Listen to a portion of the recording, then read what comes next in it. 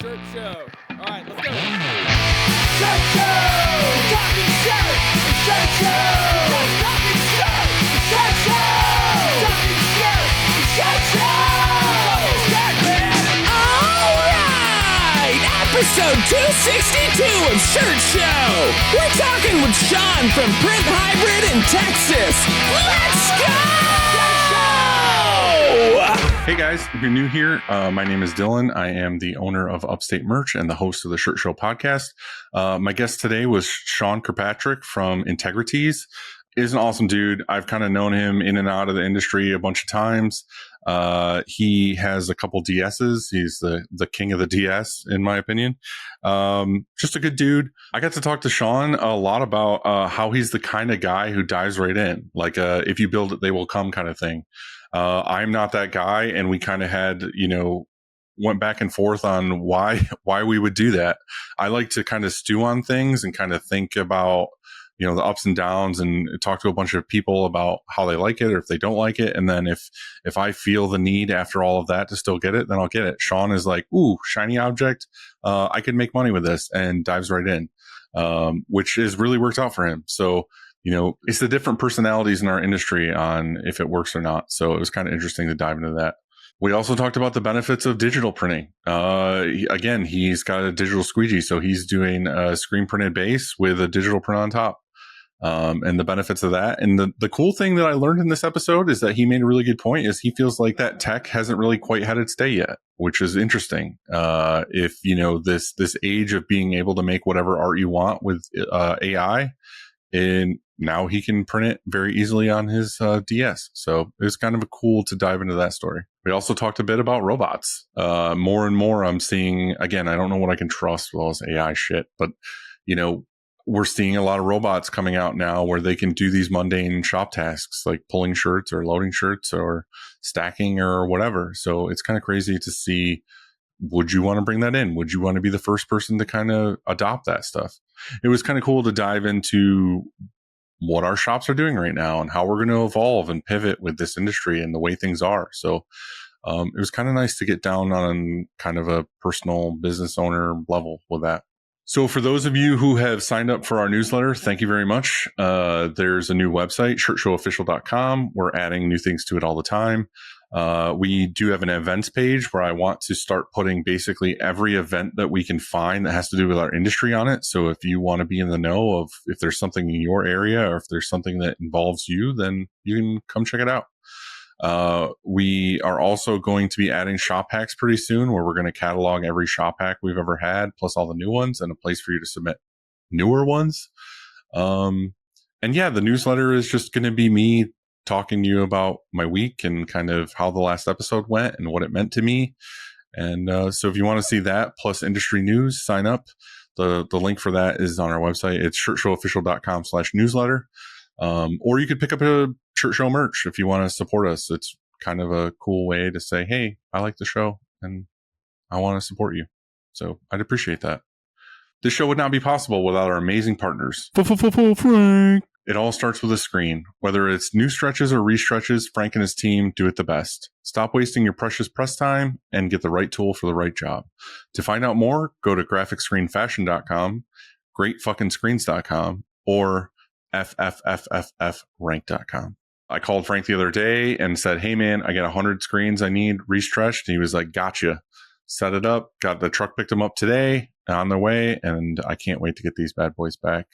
It's always nice to get a fresh palette of screens. It's wonderful. Cleaning screens is no fun, but EasyWay makes it way more funner. Their line of eco-friendly chemicals and equipment make reclaiming screens a whole lot easier. Right now is a great time to check them out because they have a new monthly giveaway where you have a chance to win $250 in product credit. Head to easyway.com/giveaway to enter today. EasyWay, it's the easiest way. Graphics is the source for production-ready digital art and remote art staffing. They can help any size shop from just starting out to enterprise level. Looking to add a hero to your art department? Check them out at graphicsource.com. Or, hey, you need help. It's busy season. You can use them as an extra employee that you don't have to pay like an extra employee. They're amazing. SNS Activewear and Alpha Broder are integrating to become your premier partner for the apparel industry with one website, one purchase order, and 14 distribution centers with over 100 beloved brands. You can streamline your ordering and hit free freight faster than ever. SNS has 1 to 2 day shipping with the lowest error rate in the industry. Don't forget they have combined that term limits to benefit your business like never before. Be sure to order your blanks from ssactivewear.com. Today's episode is brought to you by American Apparel, makers of the iconic 2001 tee. Soft, fitted, and always in style, this shirt has been the go-to for brands, bands, and print shops for decades. If you want a shirt people actually want to wear, start with the 2001, which is funny because I literally just got back from Gov Ball where my crew live printed for the entire weekend. And so many people came up and wanted a shirt just because it was an American Apparel shirt, which for me as a decorator, a lot of them just like, this is going to sound shitty for me, the person printing, but they wanted the shirt. Like they were excited to just have the shirt. Like I'll say 99.9 wanted the print on it, but there was a lot of people out of 10,000, whatever people that were at the event that just loved the shirt. Like they were there because they wanted to support that blank. So it was really cool to see that. For over 90 years, Stahls has been the leading choice among apparel decorators for their heat transfer materials, heat press equipment, and custom transfer services. Not only do they offer some of the best products, but they are always looking to innovate and educate in our industry on all things heat press. Head over to stahls.com to order your transfers and check them out on YouTube to be taught a thing or two. Hey, if you're still listening, if you got this far into the episode, you know it would do me a huge favor, which I want to see more of. You know, hey, leave me a comment on YouTube. Hit me a DM on Instagram, TikTok, whatever. We're on all the things now. Just comment, say something. You're listening to this. I am talking to you for like 2 hours. Like take 2 seconds and talk back to me. Like I feel like I'm just sitting here talking to no one. Right now I'm talking to my phone. Like just do me a solid, hit the like button, leave me a comment, say, hey, this episode sucked. It was horrible. You shouldn't do this anymore. I would appreciate it if you didn't say that, but like, be nice, say something, be like, I want to see more bands on here. I want to see more, whatever. I will bring them on. I will talk, but I would appreciate it if you interacted a little bit. It would make me feel loved. Please. Thank you. As always, thank you for listening. I love you. Appreciate you. Thank you. Enjoy your episode. What's up, dude? What's up, man? How are you? Good. Are you done working? Are you ready to chill? Are you ready to relax? No, it's crew likes to work from 7 to 4 during the summers, so they're almost out of here. And it doesn't help this week.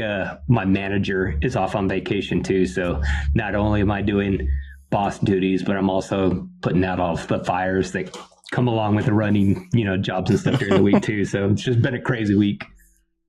Yeah, dude, I was gone all last week. I went and did the Apparelist event, and then I literally flew back to New York, got in my car, drove an hour, got home at like 12:30 at night, slept for 4 hours, got in my car, drove to New York City, and did a live print for American Apparel like for 4 days straight. Oh, wow. And I was just like, as soon as I got home, well, Sunday night too, like the Gov Ball event ended at like, 10. I got an Uber back to the hotel, got my bags, walked a couple blocks to the parking garage, drove back to the event, got our stuff, and then drove home and got home at like 3 a.m. And then I came right to work at 10 a.m. Good times, man. You got to do what you got to do, right? rolled right in. Yeah. But I'm always eager to get back to work. It was funny. I had a conversation with Nick from Forward the other day of like, I'm gone, but I'm always happy to come back. Like, it's not like I'm like, oh, I got to go back to work. Like, I'm happy. I'm like eager to get back to the shop and like get my hands in things and figure things out. I've talked about retiring, and I'm only turning 48 this year, but I've always talked about retiring in the next, before I'm 60, definitely. And my wife's like, you like to work too much, and I'm like, yeah, I wouldn't be able to not be around the shop. Even if I don't have anything to do and it's running smooth and everything like that, I still come here and just close my office door and work on something else. But I actually enjoy being part of the process still. This is what I like to do when I have free time. Yeah, right. is be here. So hey, thanks for doing this with me kind of last minute. Yeah. I appreciate it. I just kind of, Like you've shown in all of the different podcasts for like the last couple months, there's just a weird time in the industry and stuff like that. And so I've just been poking around and saw a couple of your episodes and I was like, man, this guy's like literally preaching to the choir. And so I actually watched a bunch and, then reached out. I mean, one of the things you were kind of talking about when you had emailed me and stuff is just like the similarities between things. But like, can you dive back to when you got started? Like, give me a rundown of how you got to where you are, and then we'll get into the way the world is right now. Yeah, sure. It was 2002, I believe. And I was at marketing at a cable company here in Lubbock. And, the funny thing was I'd gotten out of college. I knew how to do PowerPoint. I knew how to do Excel.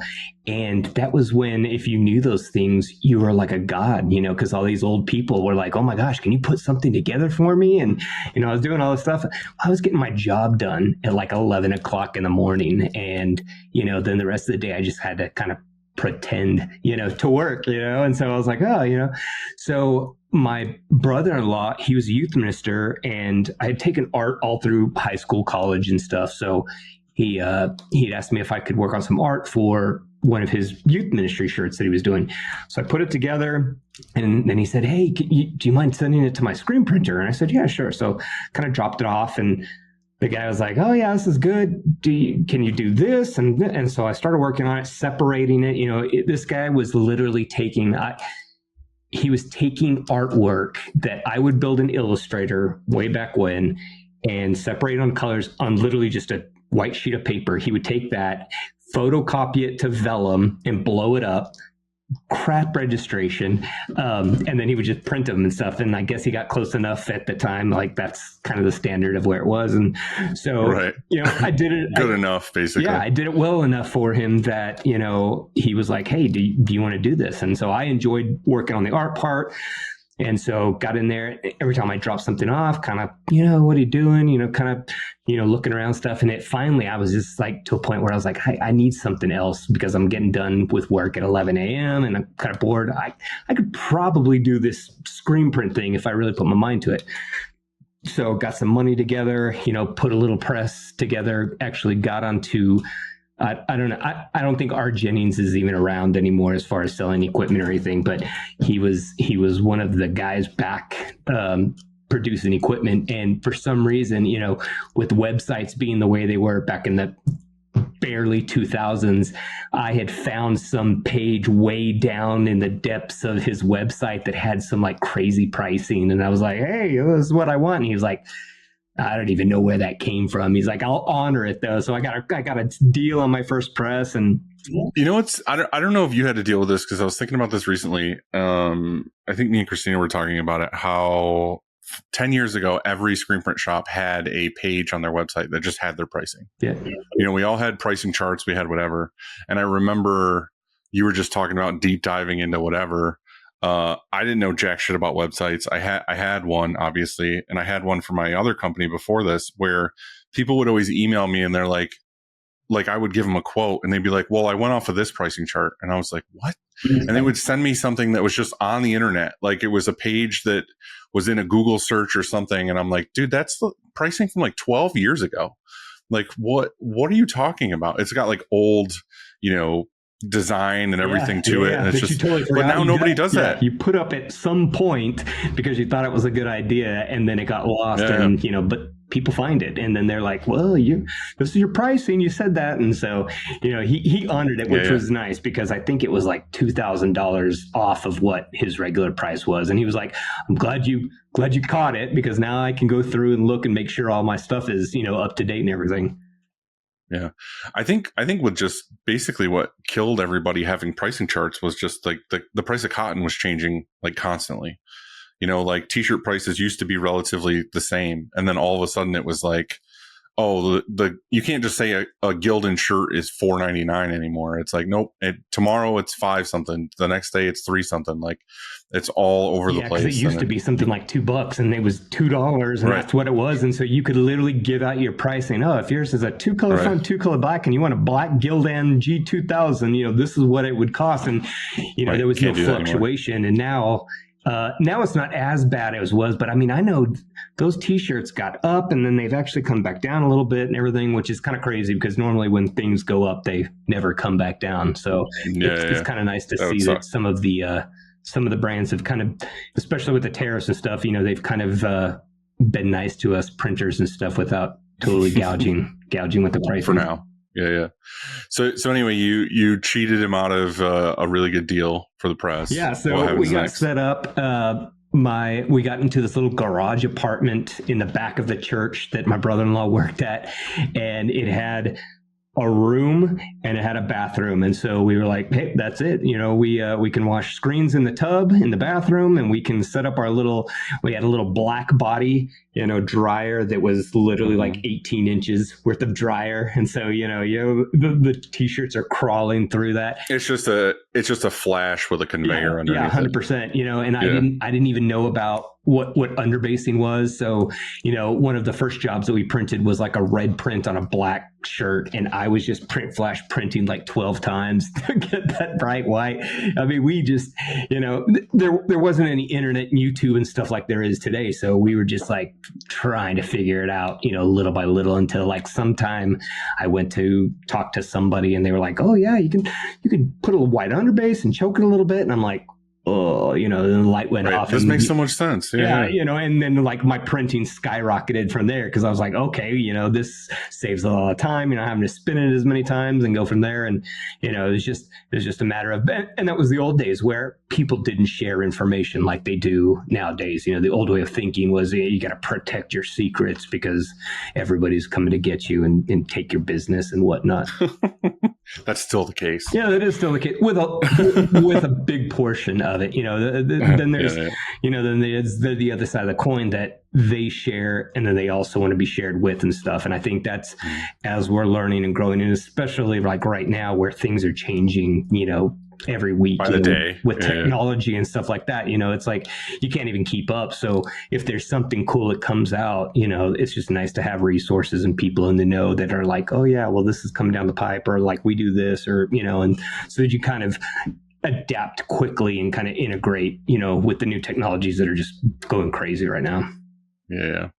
So you learn how to do an underbase and you get this thing. Is it an official business yet, or is it just you still trying to figure it out? Yeah, it was, it was Integrities, and it was actually, we named the business Integrities.com because we wanted people to know we actually had a website, and we put, I developed the website myself, and I thought it was so cool, and it was all flashy, had some Macromedia Flash animations in it that we thought was so cool and everything. I mean, this is early 2000s, so it was just crazy, and learned how to print.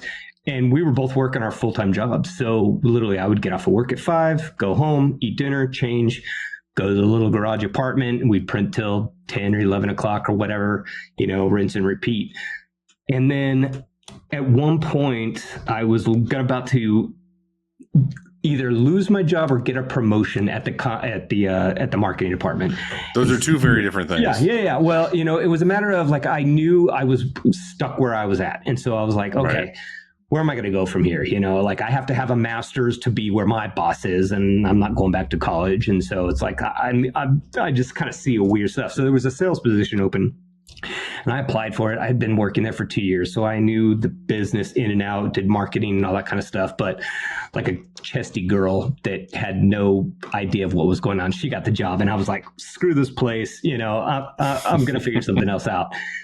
So I was going to sell Aflac. I was literally going to leave that, and I was like, I got to do something. And so, I got into this, I don't know if it's a pyramid scheme or whatever, but, that was the thing back then, is you could sell Aflac, and, all these guys were having people under them and working for them. And so, for sure. So I literally, I studied, did the test, took the test and everything. And it was a weekend. I took the test, and we were actually driving to my first SGIA, conference in Dallas, like that Friday, when I get my text or email that said I got a 69 on the test, and I would have to, it was a failing grade, and I literally had to, take it again, because I was just like, I mean, I had been out of college and I was like regurgitating the answers instead of learning it, I was just like, and so I got 69. I'm like, well, crap, I don't know what we're going to do. So I get to the show and instantly fell in love, saw everybody that was in the same position, all these new, the M&R Sportsman had just come out. And so I was like, oh my gosh, I'd heard about these autos, never seen one in person, but there was a new one that was, pretty affordable for small shops. And I just knew, I said, this is what I want to do. This is where I'm going to go. We already have a business and it's growing. Like, let me just go in there and, put all in and stuff. Why not lean into it already? Did that. And, it's funny, at the show, I was looking at the Sportsman. I was like, wow, this is great. And there were two gentlemen next to me and they were like, yeah, this is actually ours. We're picking it up, and it's going from here to our shop, and they were like, we've been printing manual for like 10 years and like finally this is the day. And I had been printing manual for like 10 months and I'm like, this sucks. There's got to be a better way. So I was do I have to wait another 9 years to get this? I'm going to have one of these. And sure enough, within like 3 months, like I had found a way to get a loan and get all that stuff and, and get it bought and purchased and put it in my shop. And it was, that's where I look at shops now that are on manuals and even pricing, comparatively, with used equipment all over the place like that. The difference that putting that little 6-color 8-station Sportsman in my shop, I was doing a week's worth of work in 2 days. And then I was like, oh my gosh, like it was just going so quick. And so then it allowed me to find more work and, put more effort into the business and everything. And that was the game changer at that point that really brought my business to the next level. Well, what's interesting is you seem to be part of the camp that's like, if almost like a build it and they will come kind of thing. I'm 100% that camp. I have zero, and that's part of the next story that I have. But like, I'm like, I kind of have a plan. I kind of have a gut feeling about it. But if you build it, they will come. And sure enough, that's literally what happened there. And I probably have that mindset because it's worked for me so well on my journey in running this business and stuff. But yeah, that's 100% correct. So when you basically got your 69 and were you just done at that point? Like you didn't have a job and you were like, I have to make the screen printing thing work? Or were you kind of? Yeah, I was just like, we were on the way to the conference, but like at that point when I got it, I was like, this is still just a little hustle that's never going to be, anything bigger than that. And I have no idea what I was going to do. And by the end of that weekend, I was like driving home with my business partner, which was my brother-in-law. And I was like, this is what I want to do. And so, everybody who has partners, you wish you didn't after the fact. And so, we went through an issue where, I was working a lot more than him. We were taking different distributions. It got crazy. He wanted to go one way. I wanted to grow. And so we just kind of split ways. And of course, it being family, it was, a really hard thing. Rough. And it's still the point that we don't even talk today. It's that bad, so yeah. So Christmas sucks. Yeah. So, it was a bad situation. But then I look at it, and if I hadn't, I never have any regrets in life. I do a lot of stupid things, and a lot of bad things have happened to me or whatnot. But like, I never have any regrets because one, I'm not dead yet, so like that's a plus. And right. You're still working on it. You got to learn from your mistakes. So if I hadn't have broken that off, and the way it ended wasn't the best solution that could have happened, but I wouldn't have then brought my business to the next level and continued my career with that. So everything happens for a reason. You said you were in this little apartment with a bathroom or whatever. Did you put that auto in that same spot, or was that a whole huge change? Like, new spot and new press and new whatever. A couple months before, like my in-laws didn't even know that I had this little thing going on, and so we had told them, And my father-in-law at the time, he had a couple pieces of real estate, and he had this kind of old rundown. The guy that that was leasing it from him was doing the like washing machine repair out of it, so it was just literally just a little shop. It had some electricity and some water hoses and everything. It was good enough that I was like, oh my gosh, this is going from a 12 by 12 space that I was crammed in with an exposure unit and a little black buddy dryer and and a press, into this space that was I would say maybe 4 times that big. So I mean, I was in heaven, and it was literally just enough. We had to take down one piece of wood on a wall and move it a little bit to where the sportsman would fit in there. So we jerry rigged it. We got it in there, and it was just enough from the cement cinder block wall to where you could raise the head without scratching it against the wall. I mean, it was tight. It was tight in there, but. Where there's a will, there's a way, and so we made it work. Well, that's what I feel like screen printers have that attitude of like, oh, I don't need to walk around the press that way. Yeah. Like I'll always walk, and then the very first thing you're like, oh, I got to check the ink on that, and you're like, fuck, I got to walk all the way around the other side because I can't go on that wall.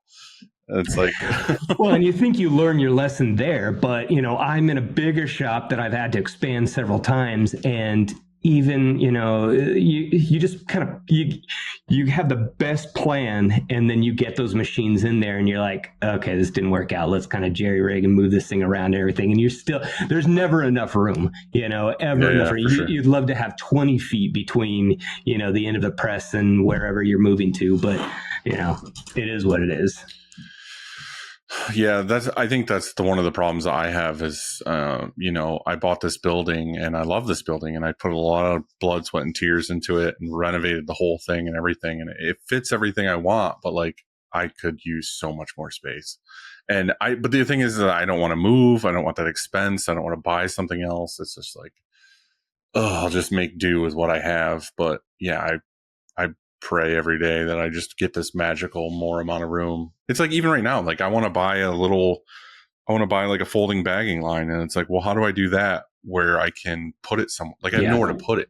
Yeah. It's like, do I wheel it into a trailer when I'm not using it? Like what the fuck? What do I do? Like this sucks. So I'm super blessed because it was funny. I get situated with the sportsmen, just rocking and rolling.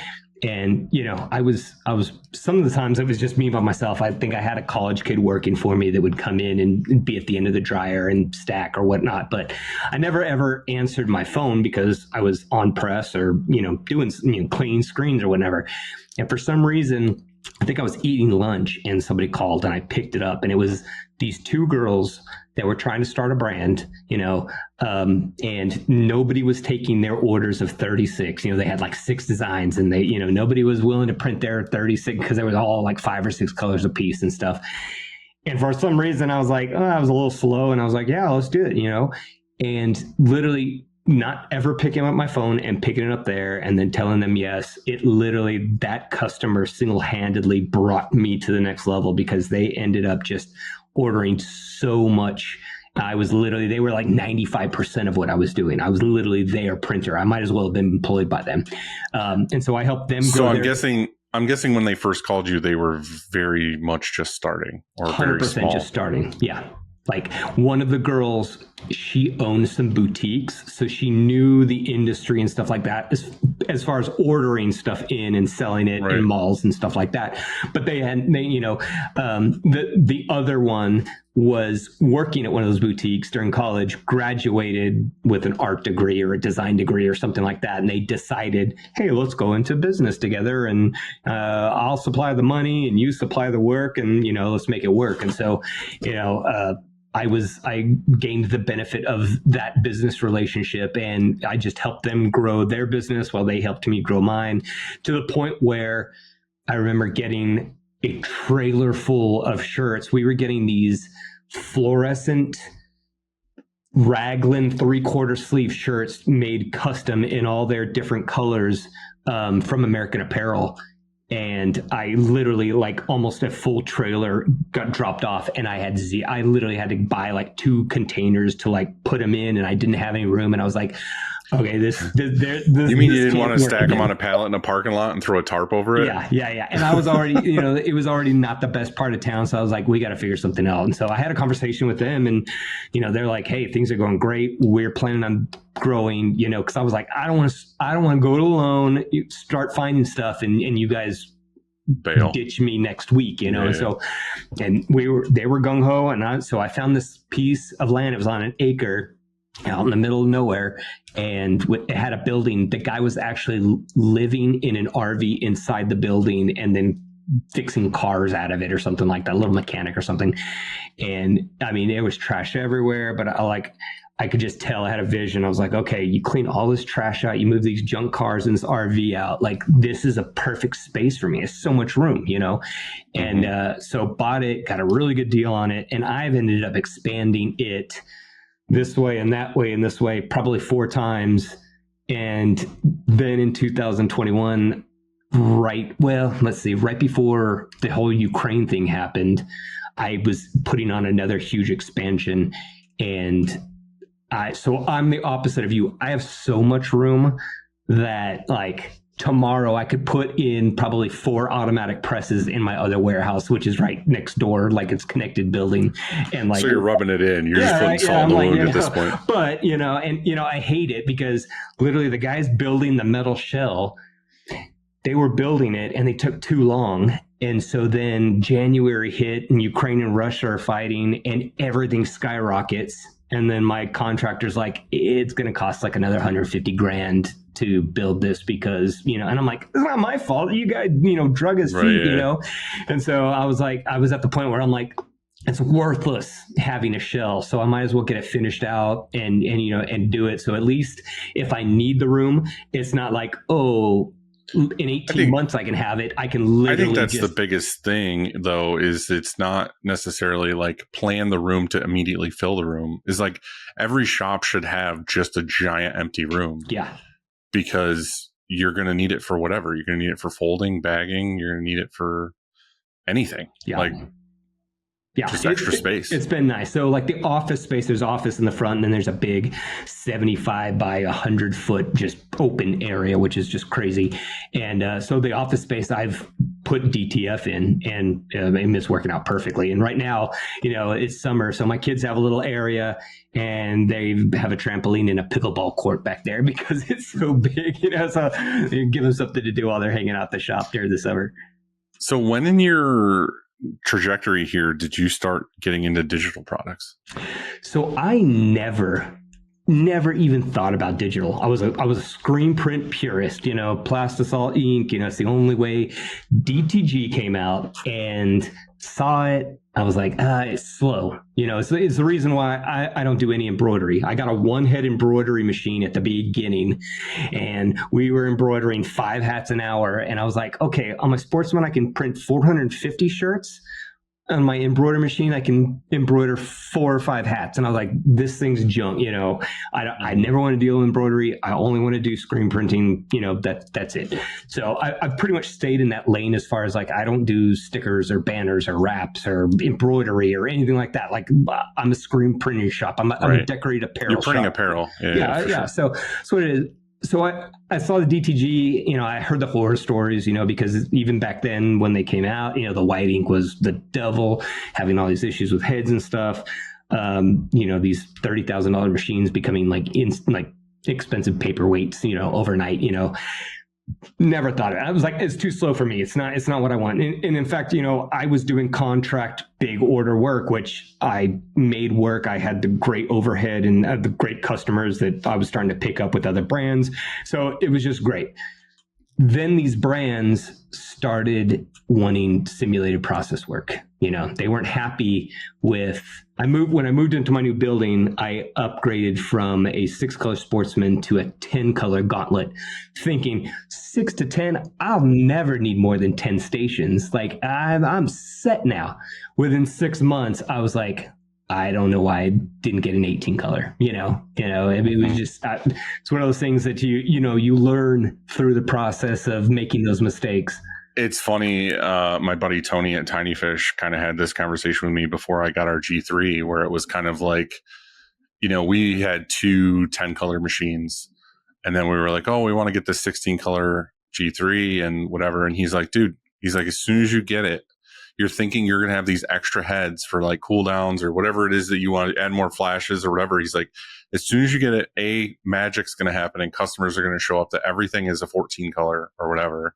And your art department's now going to be, I'm not restricted. Yeah. You know what I mean? It's like they immediately go from like when you have a press that you can only do 6 colors on, they're so like, okay, this is a 10 color design, but I can make it 6 by combining these colors or using halftones or dropouts or whatever to get it to where it's the 6 color.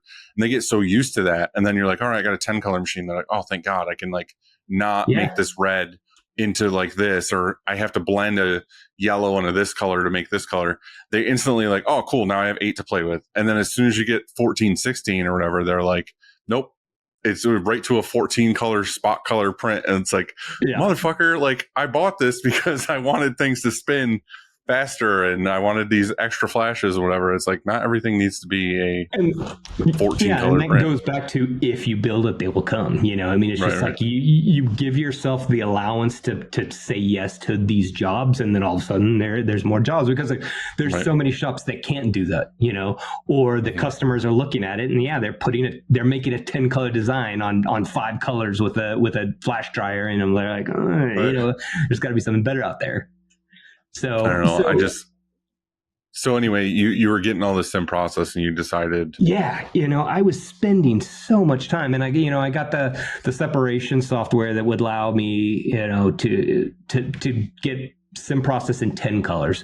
And so I couldn't even do that because, you know, I had a 10 color press. So I had to have flash. So I had to, you know, still work around it, you know, and we were spending time registering. And then of course unless you have perfect screens, then you had dot gain and you had color shifts, you know, over 400 shirts. And I was just like, golly, this is killing me. And so that's the time that I went to another show, and sure enough, the digital squeegee was there, and I was like, golly, you know, this thing's so expensive, you know, it's digital, screw that, whatever.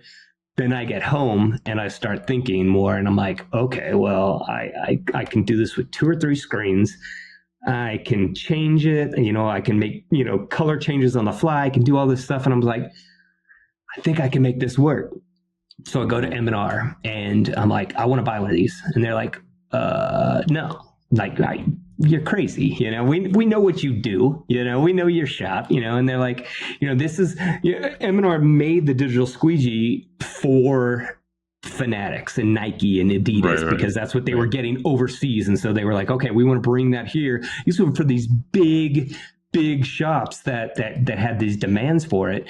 And they're like, you know, like, Sean, do you have that business? And I said, nah, I have one customer, and, you know, they've got a couple sim process jobs a week that I'm having hard with. So let's put one in. And they're like, look, we'll sell you one and we'll be your biggest cheerleader, you know, try to make it work, you know, but like, we just want to make sure that you know what you're getting into.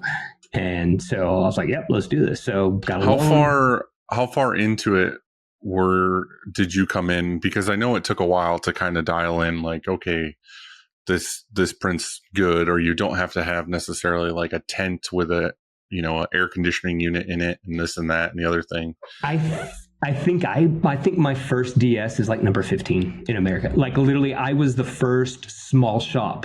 So earlier on. Yeah. So like super early, you know, cause the machine was 200 something thousand. You had to have a big press to put it on. You had to have a huge, you know, gas dryer to go with it. So these things were $500,000 machines to put in. And I was like, oh, I went from a Radicure and a 10 color. It's just so fucking, it's so absurd. Like I appreciate you. And like, I love that that's working for you, but like, it's what makes me want to shit my pants. Like, it's not like, I'm that guy where I get an idea, like you're the opposite. I feel like I'm the other end of the spectrum where like I get an idea about a piece of equipment or something and I research it. I look into it. I get that itch of like, oh, I'm going to try to get a loan or I'm going to do this. And then I step back. But I think that's like the poor kid in me being like, no, that dream's not achievable. And then I like think about it more and I ponder and I go ask everybody who has it. And I'm like, what do you like about it? What do you not like about it? And then I try to talk myself into buying it like 6 or 7 7 times. And then like a year or so goes by and I'm like, if it's still burning in my brain that I need it at that point, then it makes sense. That's when I'm like, okay, let's do it. You're like, ooh, shiny. Like, I want this. And then you go to 100%. M&R and you're like, I'm going to buy this. I'm going to put it in. We're going to make it work.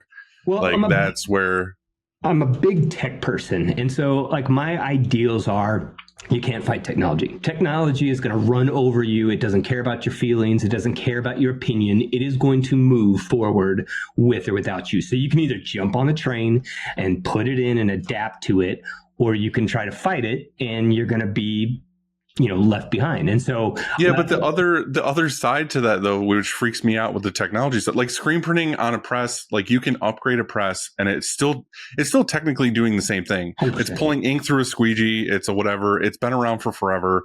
It's still doing it. But the problem I have with the technology side, and you obviously correct me if I'm wrong because you're into it, is just like, I look at it, I'm like, okay, the price tag on, say you bought a digital squeegee then, and it was like, all right, it's $250,000. That's not including like installing it. That's not including like the whole thing. By the time you get done, you're at whatever, 3, 4, whatever it costs. And then you start printing with it. You're getting used to it. It takes you maybe 6 months to a year to be like super comfortable with it. No head strikes, no whatever. And then the year later, they come out with a new machine that doubles what it is that you bought that machine for, and it's cheaper. Luckily, and you're like, fuck.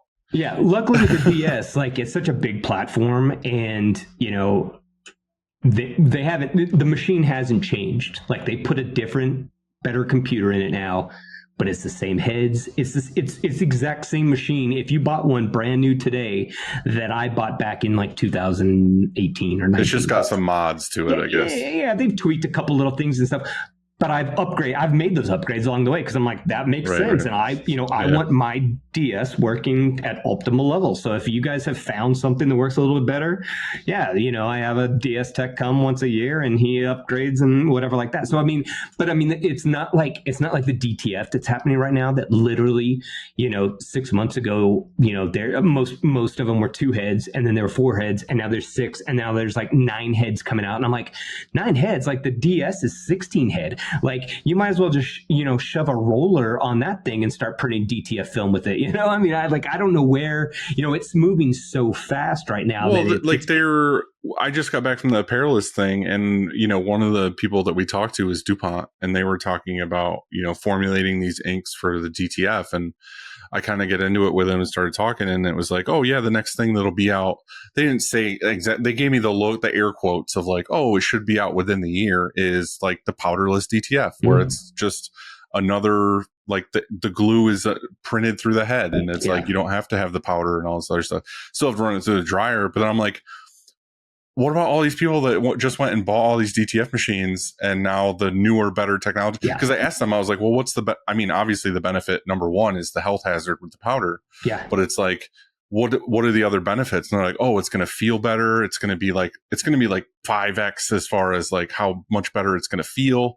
And I'm like, this is what scares me with the technology thing is it's like, I want to invest in buying it from someone who is going to like, that's their thing. Like they just print DTF. They constantly are buying new technology. They're whatever. I don't want to be the guy who's like, I scraped together enough nickels to buy the thing. And then 6 months, a year down the road, there's a whole nother machine that blows mine out of the water. And then I'm like, cool. Well, I still haven't paid off the first thing. Yeah, right. Yeah. And 100%. Now nobody wants it. Well, and I know like there's, because Steven from Campus Inc., when he got into big DTF, he's one of the first people. He had a press that touted the, powderless and it was, something. But then you print all these transfers and you start heat pressing them on there. And then that's when you figure out like, oh, that head was clogged and like these are, worthless. So I know there's, they've got to figure something out. Like I wouldn't, why isn't it tinted light blue or why isn't, something like that. But yeah, the technology is changing. Luckily the DS, and it's because it's hybrid. And so you're literally taking screens, which is the traditional tried and true method, and then just basically putting print heads on top of that. That's where it kind of was like a tried and true hybrid mix that I was like, hey, like this makes sense to me. And yeah, I went for it. And instantly, like, if you build it, they will come. At the beginning though, like I was 100% into it. And, right a year into it is when kind of COVID hit and everything. These shops, everybody was getting checks, 100,000 if you kept open and you kept your employees, everyone was getting these crazy checks. M&R was selling a ton of these things, because the other part of that is that that's kind of how I've known you, is like I've seen you at M&R a bunch of times when I'm there or whatever, and it's always this like you're part of that group, like the digital squeegee group, because it was such a small group in the beginning. But the reason why when I bought my G3, the reason why I got that press over a different one is because I was planning on putting a digital squeegee on it. Yeah. Because the talks were too is that, and I don't know if I can say this or not, but I don't really care. I feel like it's far enough where it's like one of the things with buying a digital squeegee is there weren't many, like you said, you had number 15. Yeah. There weren't that many people that had it, but there were big players that wanted the prints that came off of it.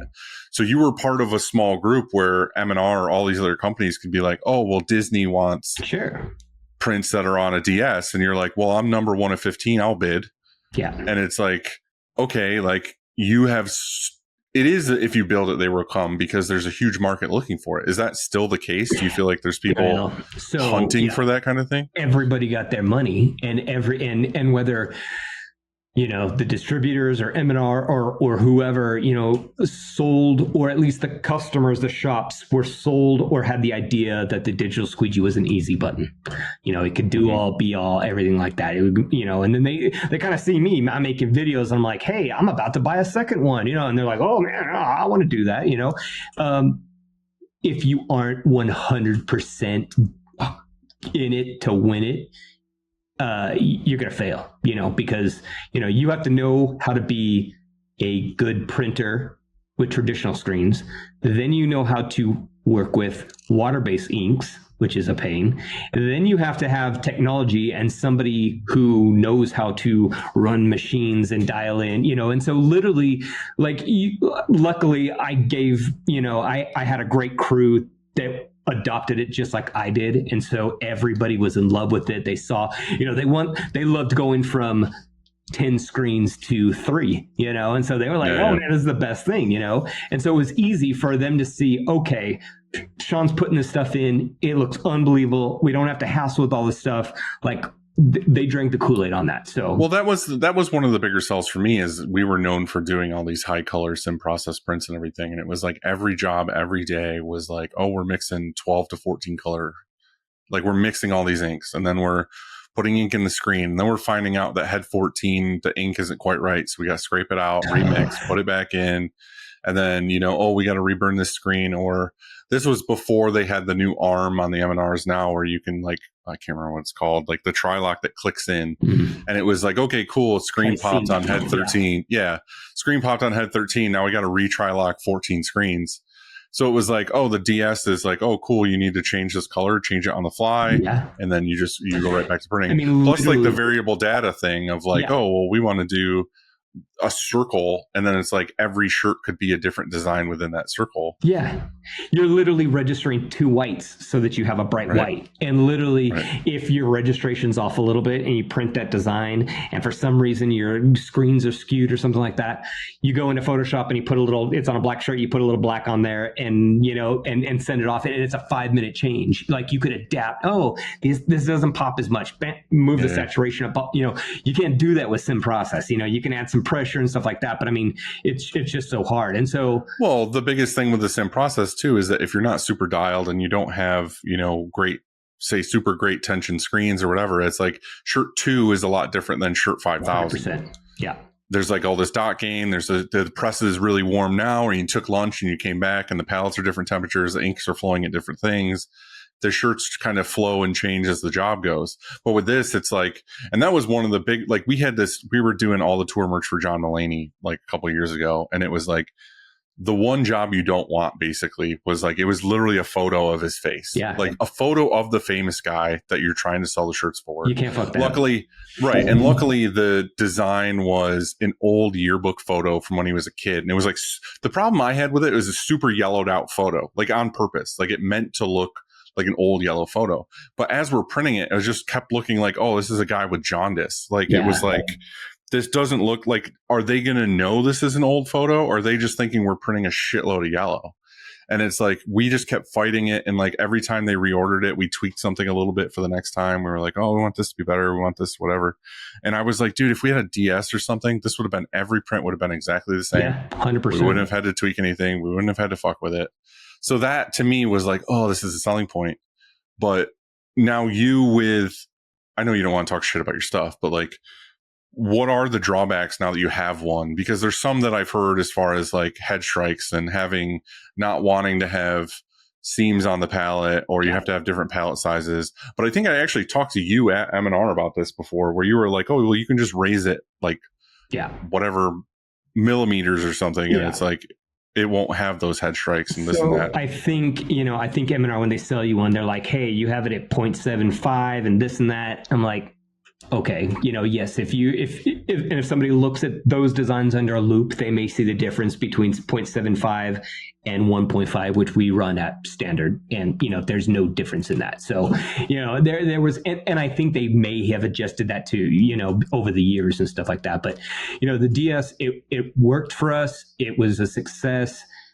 And literally, then I got to a point, I think I had it for 18 months, and I paid off the lease on it. It was just like, bam, I had cash in my bank. And then during the summer, I had 2 weeks of only DS work.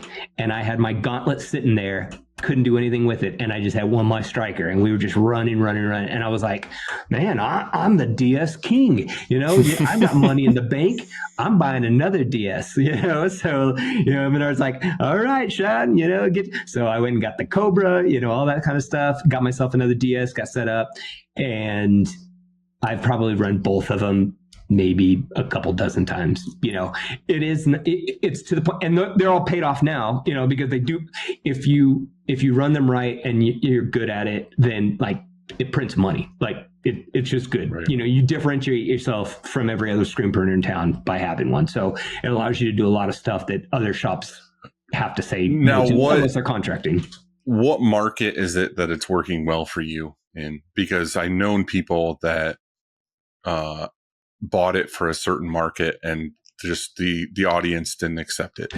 So my niche that I'm in is women's boutiques in Texas. So there's a lot of Western kind of feel good girly designs and stuff like that. Is this the same customer from before? Funny thing is, those two, they were doing like $1 million in sales a month. Doing with stuff, and not all printed stuff. They were getting all this, they were so big, and then they bottomed out and they broke up, and now they both have their own lines, and one of them has come back to me and, working on that. And it's a bunch of the same. It's a lot of Western wear, a lot of just little feel good. But that customer basically got you in that world. Oh, 100%. Now that's basically what happened to us with certain things too. It's like, oh, you're good at comic book shirts. And then all these different comic shops and like everything start working with you. And then you're like, all right, I'm the comic guy now. And it's not where I thought I would, with the DS. I'm like, ooh, because I'm like, I want to be printing Marvel and like all these like unbelievable great, and I'm like, oh, I'm printing. You're like girly Texas boutiques and a cow, that's fine, And so, but so that's my niche that I've done very well with, as far as giving, I like to call it white glove concierge service, to where they literally, they have a key to my shop and can pick up on the weekends. And like we, just give them, like I treat them like my princesses, and I've got 5 brands that it gives me on my set of work. The other thing is, for most of the DS stuff is contract. Because I'm a contract printer for all these brands, I offer the digital squeegee. I print for a lot of companies that have digital squeegees. Theirs goes down, or some, they've got overflow work.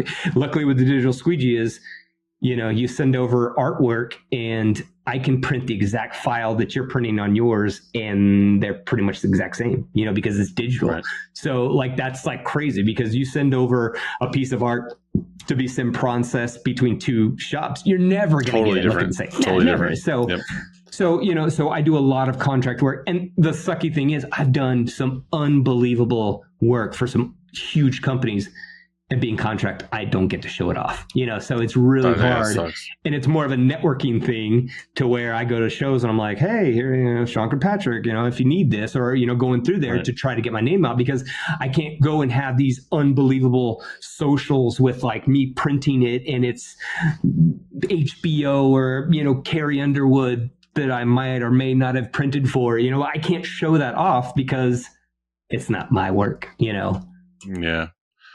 Yeah, that's rough. Do you feel like, I mean, if you step back, do you feel like going with the digital stuff kind of, I don't want to say worth it, obviously, because I know it was worth it for you, but do you feel like if you're in a certain market, it's the way to go over, like, do you feel like you could have been the same company you are now if you didn't buy digital and you were just a screen printer and kept going? And on my path, no, I don't think I would have had, I think the DS at the time that I made that move blew me up and got me to the next level. Like, so I think now a shop that was in that position and put that in, unless they had the I don't think that if you build it, they will come in this industry in this period of time is the same as it was for me. So like I got lucky, and got in and really dialed in the process and became good at it. And so, I got in there, but I think, with technology,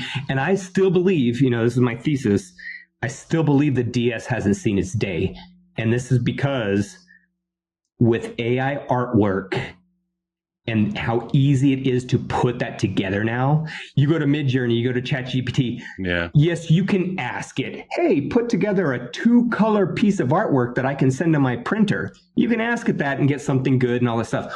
Or you can say, hey, design me this badass piece of artwork with all the gradients and shading and everything, and send it to somebody with digital capabilities, and you can get that. And so literally, that's where I don't think digital has yet seen its day, because I think, we talk, I bleed AI. Like it affects my life on an hourly basis right now. I'm totally integrated. But like I talk to people, they're like, what's AI? Like, I don't know, like, yeah, I hear something about this chat BTE or something, I'm like, oh my gosh, but I mean, I think, as Midjourney and as these AI products come out and they become more mainstream and they become easier, and these younger people that are using them then get older and they're making decisions to start ordering marketing and merchandise and stuff like that, it's going to take over, and you're going to look at it and say, hey, do you want to settle, do you have a really great idea? Do you want to settle for a 6-color, or do you want to, that you might see halftones because it's in process, or do you want a 300 DPI CMYK printed shirt that feels great, not like DTG, that is going to crack after 2 prints and, it is crusty, And so I literally think, I'm still, I'm hanging my hat on the idea that I think you're kind of right. And I haven't thought about it like that before, which is funny because my transition was I bought the G3 and I was going to buy the digital squeegee or whatever. And again, like I do that thing where I mull over it for a year and I decide if I want to add it on or whatever. And you can now, so that's lucky. I know, but in that year of, going over it is when DTF first started coming out. And I was like, why am I going to buy this $250,000 piece of equipment when I can order DTF from so-and-so and it's a little slower, but like we can print this on our, on our heat presses that are, shuttling back and forth or whatever. And then, basically my mind went to kind of like you're saying of the discussion was basically a lot of customers that are making this artwork nowadays. That's like, a band or whatever it is, they can fucking make it on an app on their phone. Yeah. And they're like, oh, I'm going to take a picture from the web. I'm going to go to an upscaler. I'm going to have AI make it clean and whatever. Here's my artwork. Like literally my daughter, who's 13, her and her friend are starting a garage band and they're calling it Rotten Cheesecake.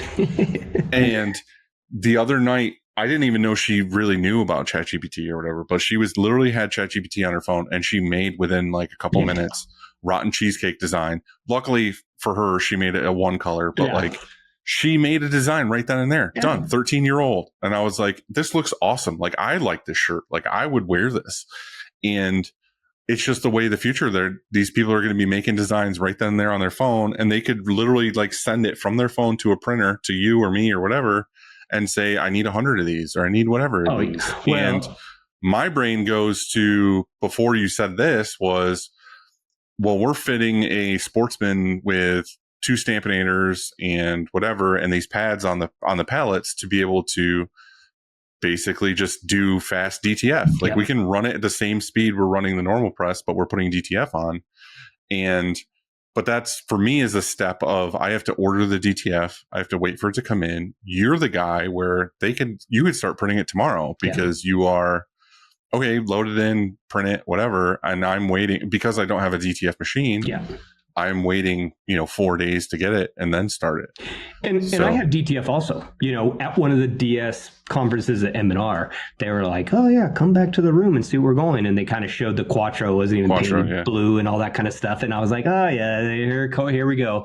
But then I felt it and I was like, oh, okay, this is not what I felt. This isn't the vinyl feel that I've been feeling what DTF was and stuff. And so I was like, I want to look into this. And so I literally I think I have like the number 12 machine, the Quattro, the V1, which I think they're on like V4 or V5 right now. And that's 18 months. And that's what you're talking about with the technology, and DTF is just moving so fast.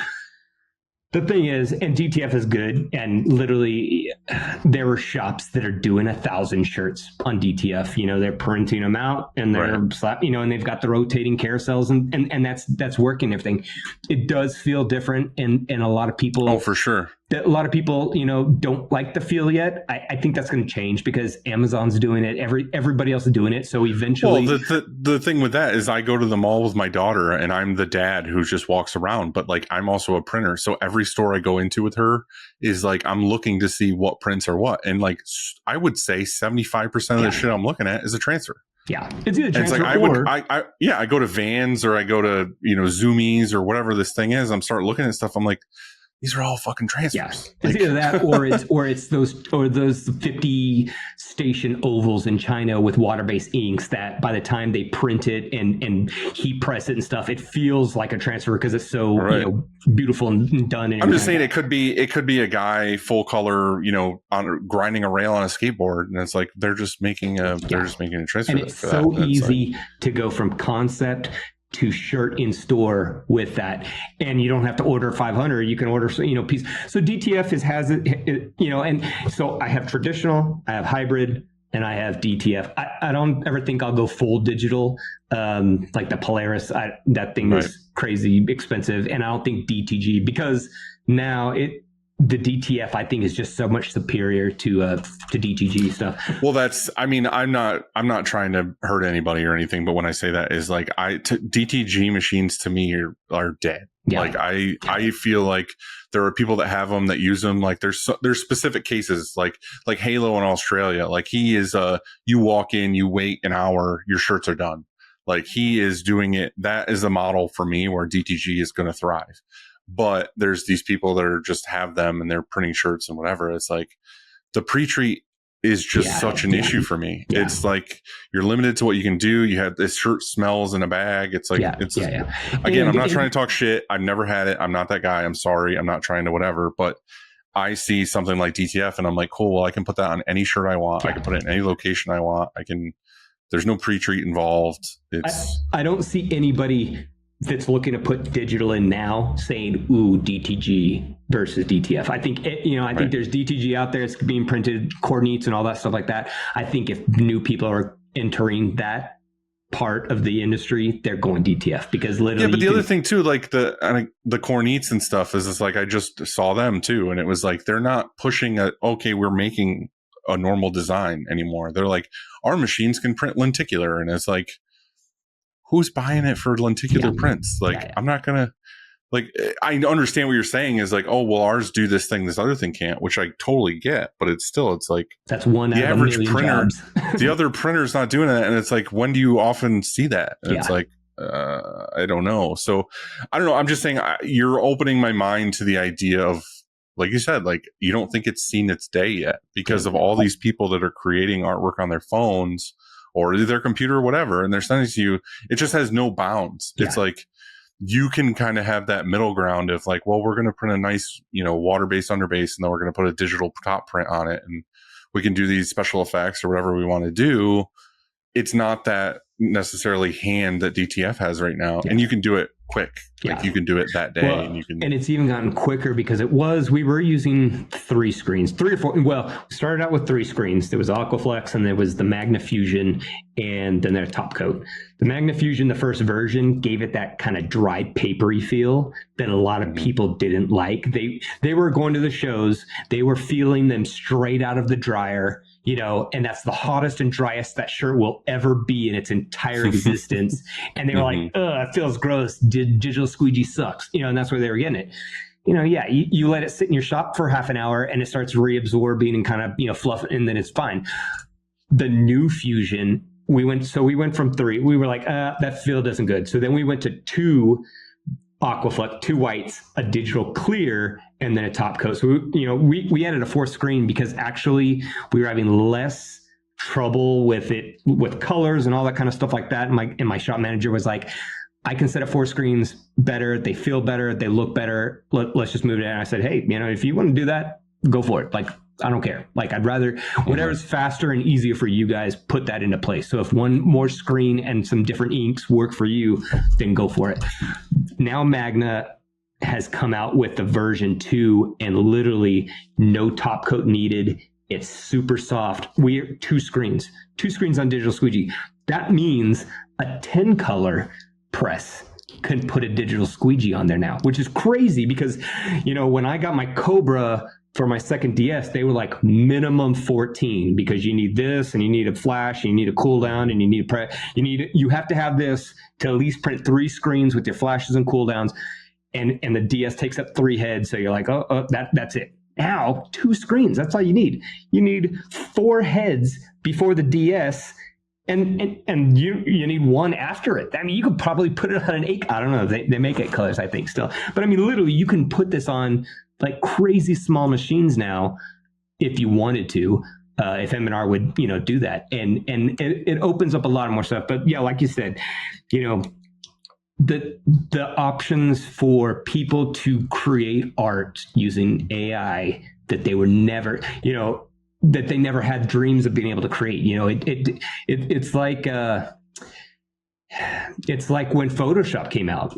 Artists only used pencils and brushes and then Photoshop came out and everyone's like, oh, this digital art sucks. You're not an artist. You're and all the art went there.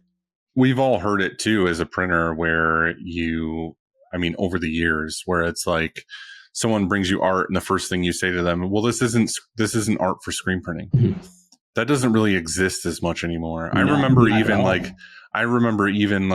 artwork that was for screen printing. It was like a 1-color print that had like really fine lines. You would even say it then, like, this art isn't good for screen printing because you're like, I can't hold that size line.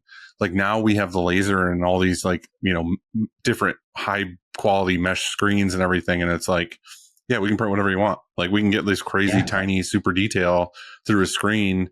And also we can do these prints now that have unlimited colors and all these other things. And it's like, it's insane what we can make now.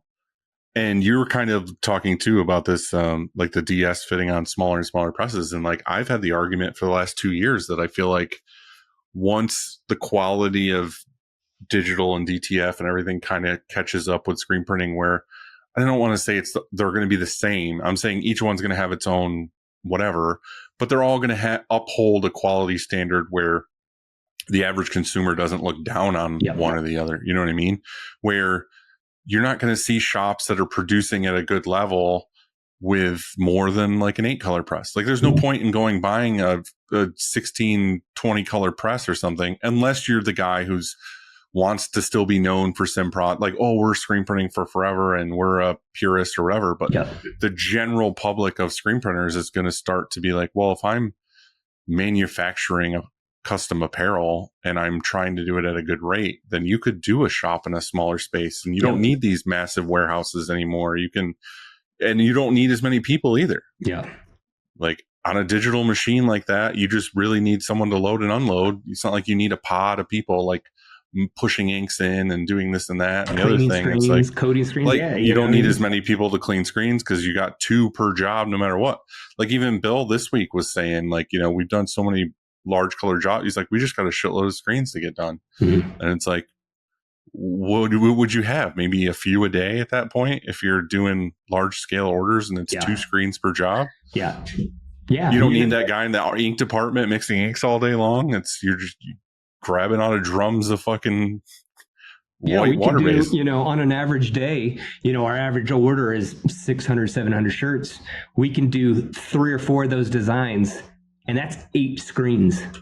That's 8 screens, you know, for 2,000 shirts and 4 designs and everything like that. Like it starts making sense if you start looking at it and being like, oh, okay, like, you know, but you know, the DTF is what's disrupting our industry.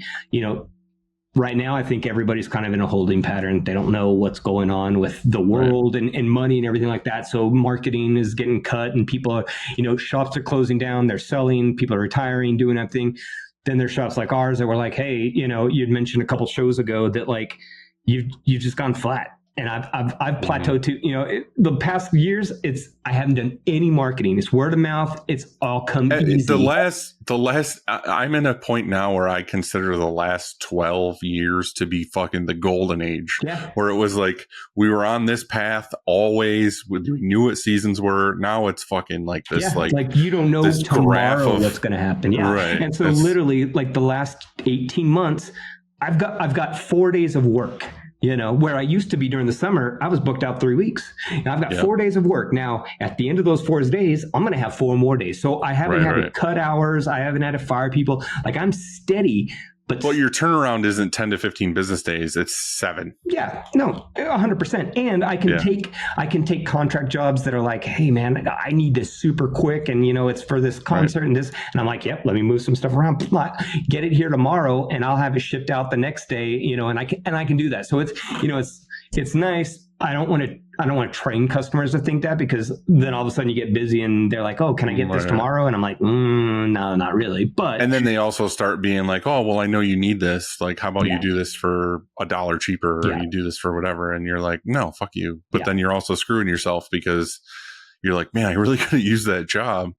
Before we get down that road, I want to kind of button up the digital squeegee thing real quick. Is that group of digital squeegee owners and is M&R whatever, are there still developments happening with that machine, or is it kind of like you bought Gears of War 4 on your Xbox and they don't update shit anymore and you just kind of like are still using it? But so the platform is tried and true, and I don't think any developments happening on that. Like I really don't think M&R is going to come out with one that prints white and color in the same or adding more heads. I don't think that's the point because I don't think there's a need for them to spend the money for R&D on that.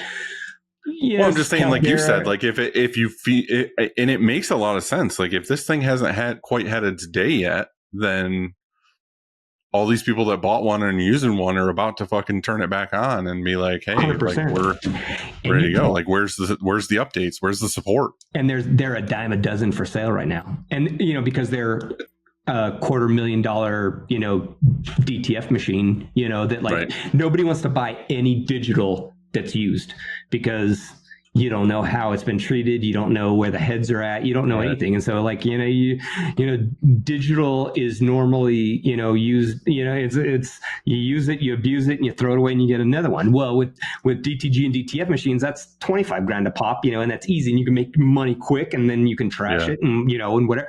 The DS is a little bit bigger monster. But there's a lot of shops that they bought them. It wasn't the easy button that they thought.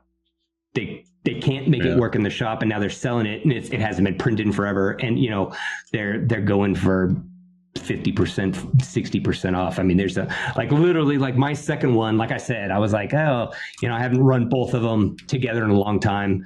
You know, if I could sell that one for market value or what I think market value would, you know, I would put one of those new laser machines or some auto reclaim or something that I would use all day, every day in my Daily. shop that Yeah. would probably make more sense, but I can't, you can't sell them, and so.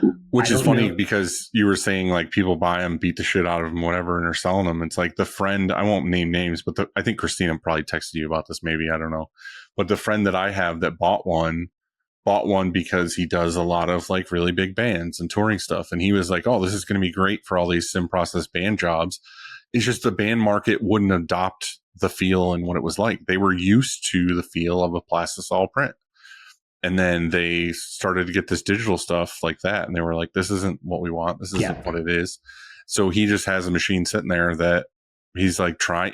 He's been in every text group. He's been in everything being like, I got a DS for sale or whatever. And it's like, nobody's doing it. I almost had mine sold, and then one of the companies up north who had two of them and a Polaris, they went bankrupt, and the guy got two of them for the price that he was going to buy mine for. And I was like, it was literally within like 2 days of like it going through, and I was like, oh great, well there it was, so it is what it is. And like I said, I still, it's paid off. So if I was having to make a lease payment on this thing, I would probably be a little bit more stressed about it. But, the fact that it's paid off. And so I'm like, it's just another ancillary machine. If it's down, guess what? I can run DS on the other one. Or if there's two together, or if I want to back, it's like a flash machine at this point. It's like it's. Well, what's funny is the minute you fucking sell that thing is when it's going to pop off and you're going to wish you had two of them. And I'll never be able to sell it for what. I could probably sell it for 50 grand, but I'm not going to take that loss on it. So I'll probably never sell them. But I still believe its day is coming. And I still think that, hey, you're going to be the one prepared. You're the guy with all the food storage and the ammo and people think you're crazy now, but then when the shit comes, you're prepared and ready. Yeah. Well, with your jump in mentality, how do you feel about all this new stuff with robots as far as like robot arms unloading the dryer or the end of the press? Or I posted a video the other day. Again, you can't tell what's real and what's not anymore. Yeah. But there's that one company that has basically like the humanoid, like full on robot. And it was like in an assembly line. And it had like packages that were, bagged and the label was on, but they went down a chute and they got all whatever. It was literally grabbing a bag, flipping it over so it was label side up and going through. And it was like fully moving like a human, like, oh, grab this, looked at it, saw what side it was, laid it down. And it's like, what do you tell me that same robot couldn't stand at the end of the dryer and pick a shirt up in the right order and lay it down and stack it in 12s and it's funny because I'm on TikTok a lot, and I saw a robot that was these humanoids. They have to have, they're on two legs, they have to balance and all that stuff like that.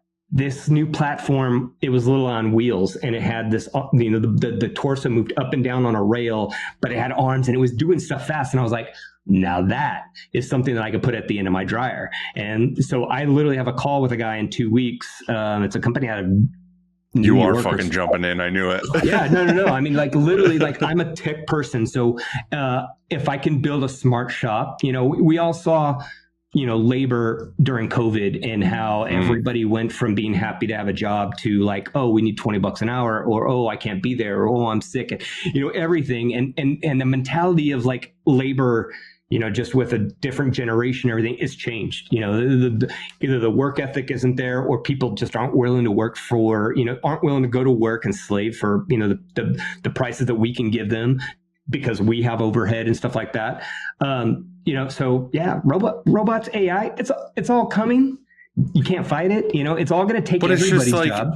It's just like before it was like, okay, well, there's the passport that pulls the shirt off the press and it loads on the dryer and all this other stuff, but there's no technology in it. It kind of goes forward, grabs the shirt, pulls it back, and you're concerned about the tack and this and this. And it's like, the more and more they make these robot arms, the big thing that was going around is this robot arm is $4,000 or something, and you can buy it and you can train it to whatever. Well, half the problem with the thing is the training. If you don't know how to train it, then how the fuck is it going to do whatever?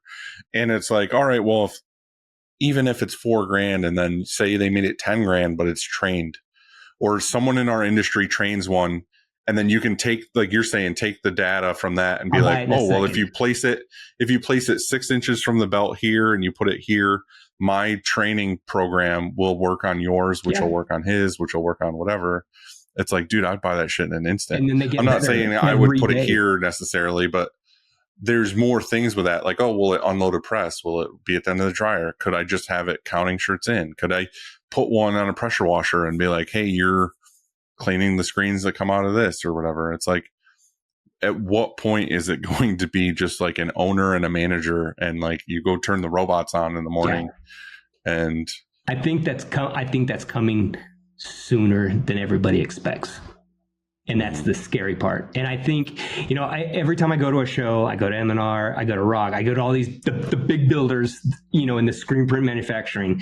And I'm like, guys, like, why aren't you talking to Elon, Tesla with the humanoid? Why aren't you getting robots and training them because the first company that comes out, the first company that's a robot company, it's like, oh, screw these guys. We're just going to train them and we're going to sell them. The first company that gets into that is going to make a ton of money, because literally all of our shops, and I sent the president of this robot company, I sent him a couple videos and I was like, look, I sent him taking off shirts off the pallet. And I said, there needs to be some QC, and also every shirt could have a little bit of stickiness different and everything. This is the second option. But then I was like, look at the back of the dryer. This is like, you need the robot to know where the shirt collar is.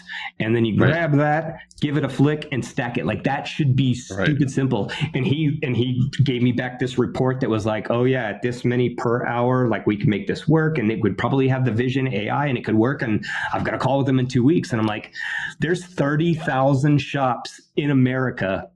And granted, not everybody has auto and the need for it, but just think of a one-man shop that has to go in on a manual and print, and they're all dropping into a box, and then he has to go back and everything's wrinkled, and they're, I mean, like, these things are coming and they're going to get smarter.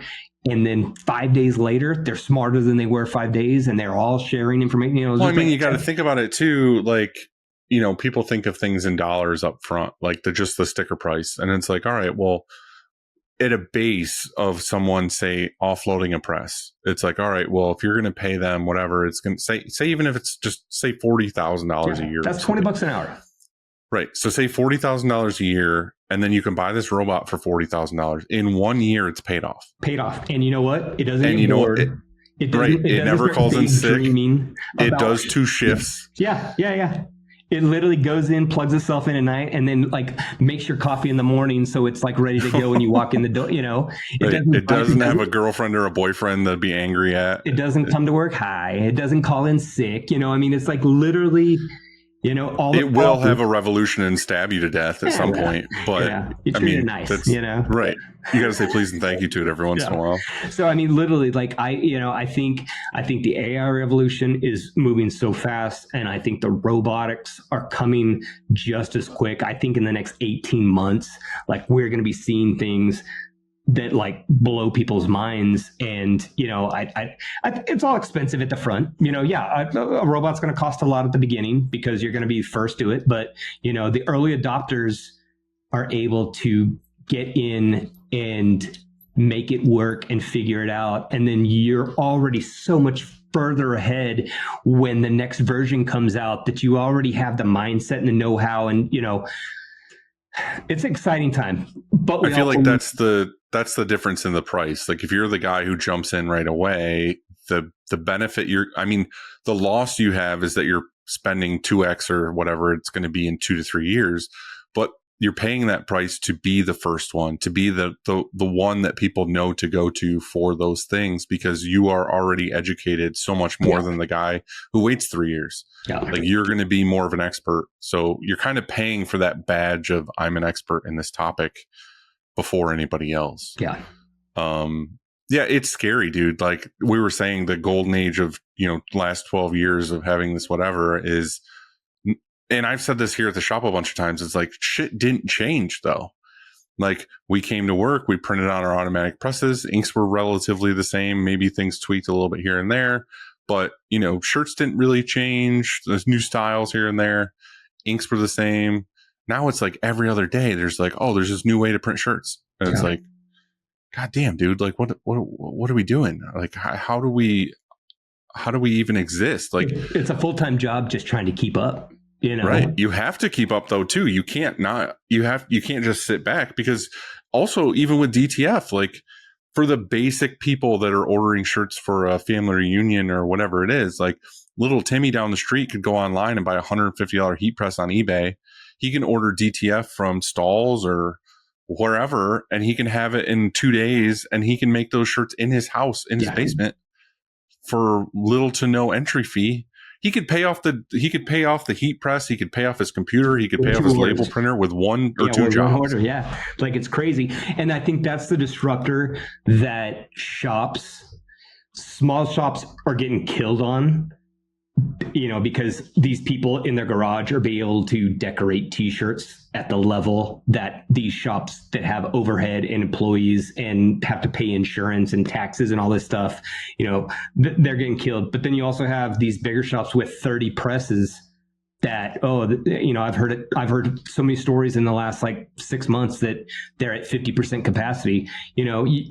You can't fire those people, or you can fire them. You can cut hours, you can do everything, but you can't be like, hey, go find something to do. And then, when business comes back, I'm going to hire you back. That's hard to do. And so like everybody's just, going through right now. Like, I think that I'm like, I'm getting busy. I probably need to hire one more person. And then I'm like, no, I'd rather just be slammed and crazy for 3 weeks, because I'm not going to bet on being slammed after that. And then I don't want to have the responsibility of telling somebody, hey, China tariffs said I got to fire you. It's like we have that discussion like every other day, because right now, over the last like month and a half, we have been pretty slammed, which for me is like, oh, thank God. Yeah. Like we are finally like coming out of this hole. But again, I don't know, like I'm so skittish. Like I don't know if it's going to go away tomorrow. I don't know, whatever.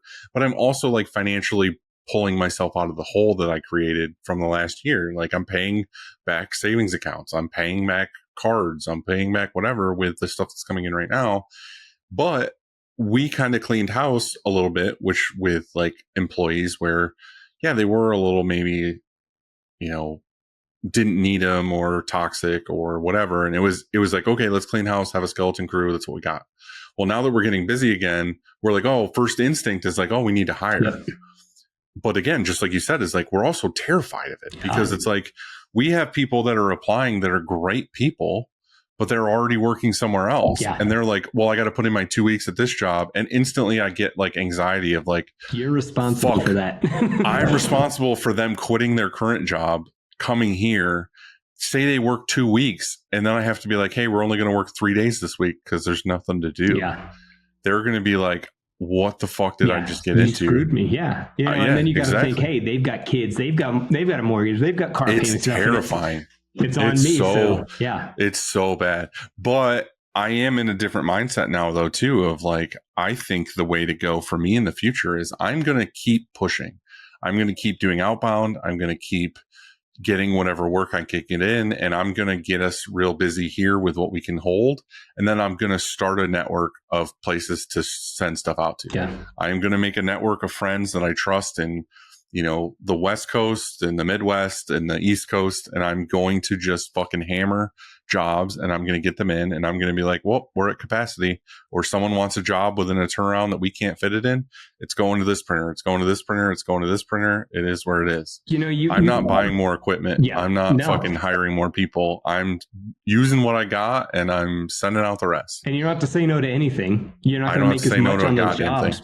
But I'm making something, and I'm not turning a customer down. Like, what if my customer I turned down because I'm at capacity was those 2 girls that you had? 100%. That would have made me X million dollars. Yeah. Now I don't have to say no. But the thing is I can send that job out at first, and then they blow up to whatever. I'm like, all right, well, I'm going to send out other people, and I'm going to keep those girls' jobs here.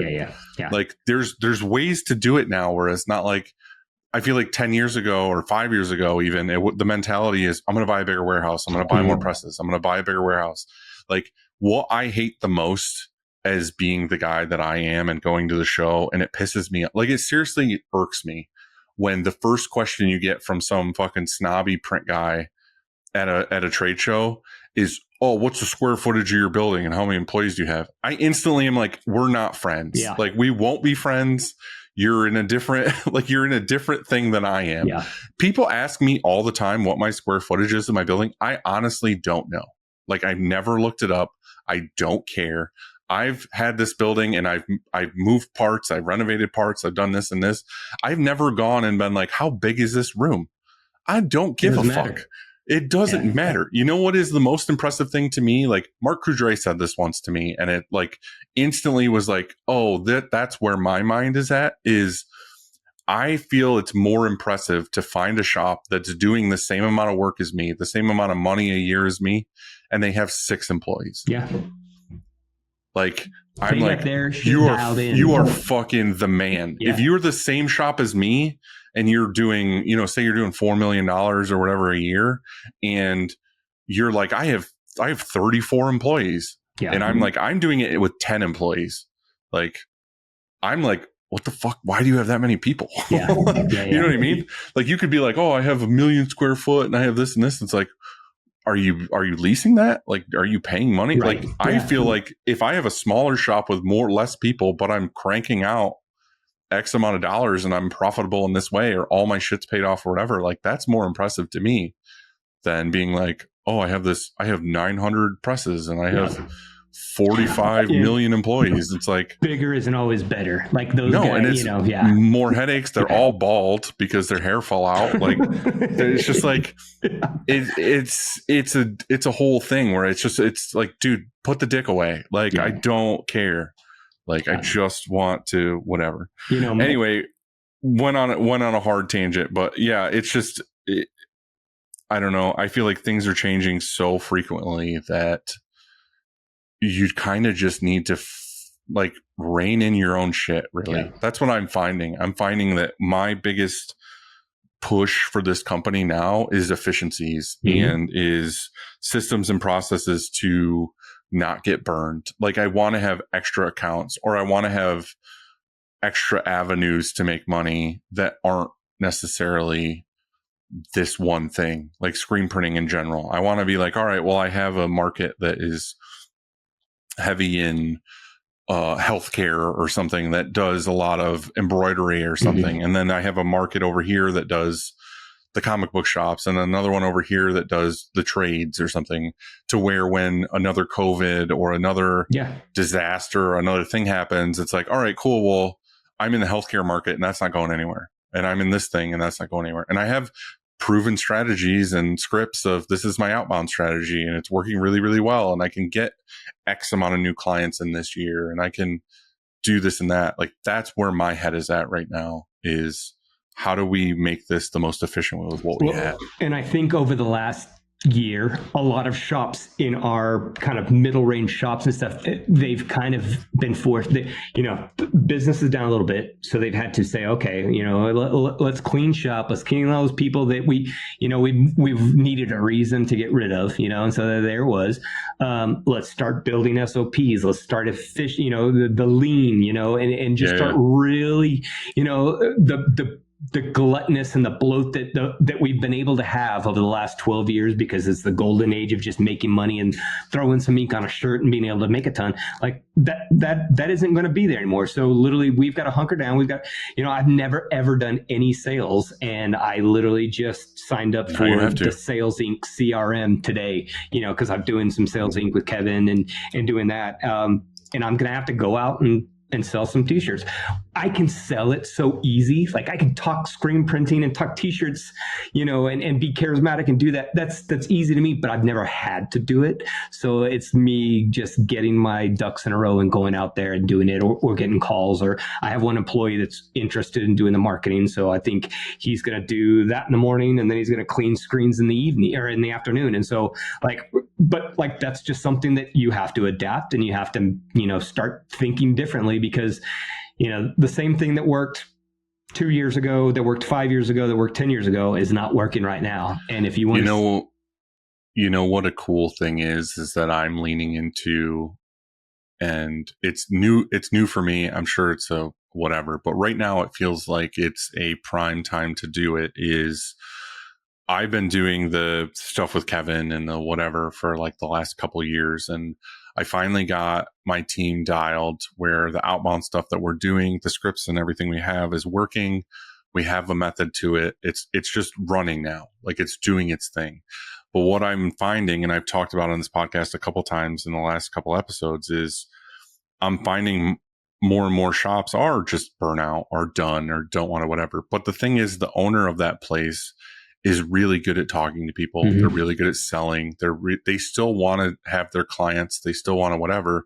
They just don't want to do the manufacturing anymore.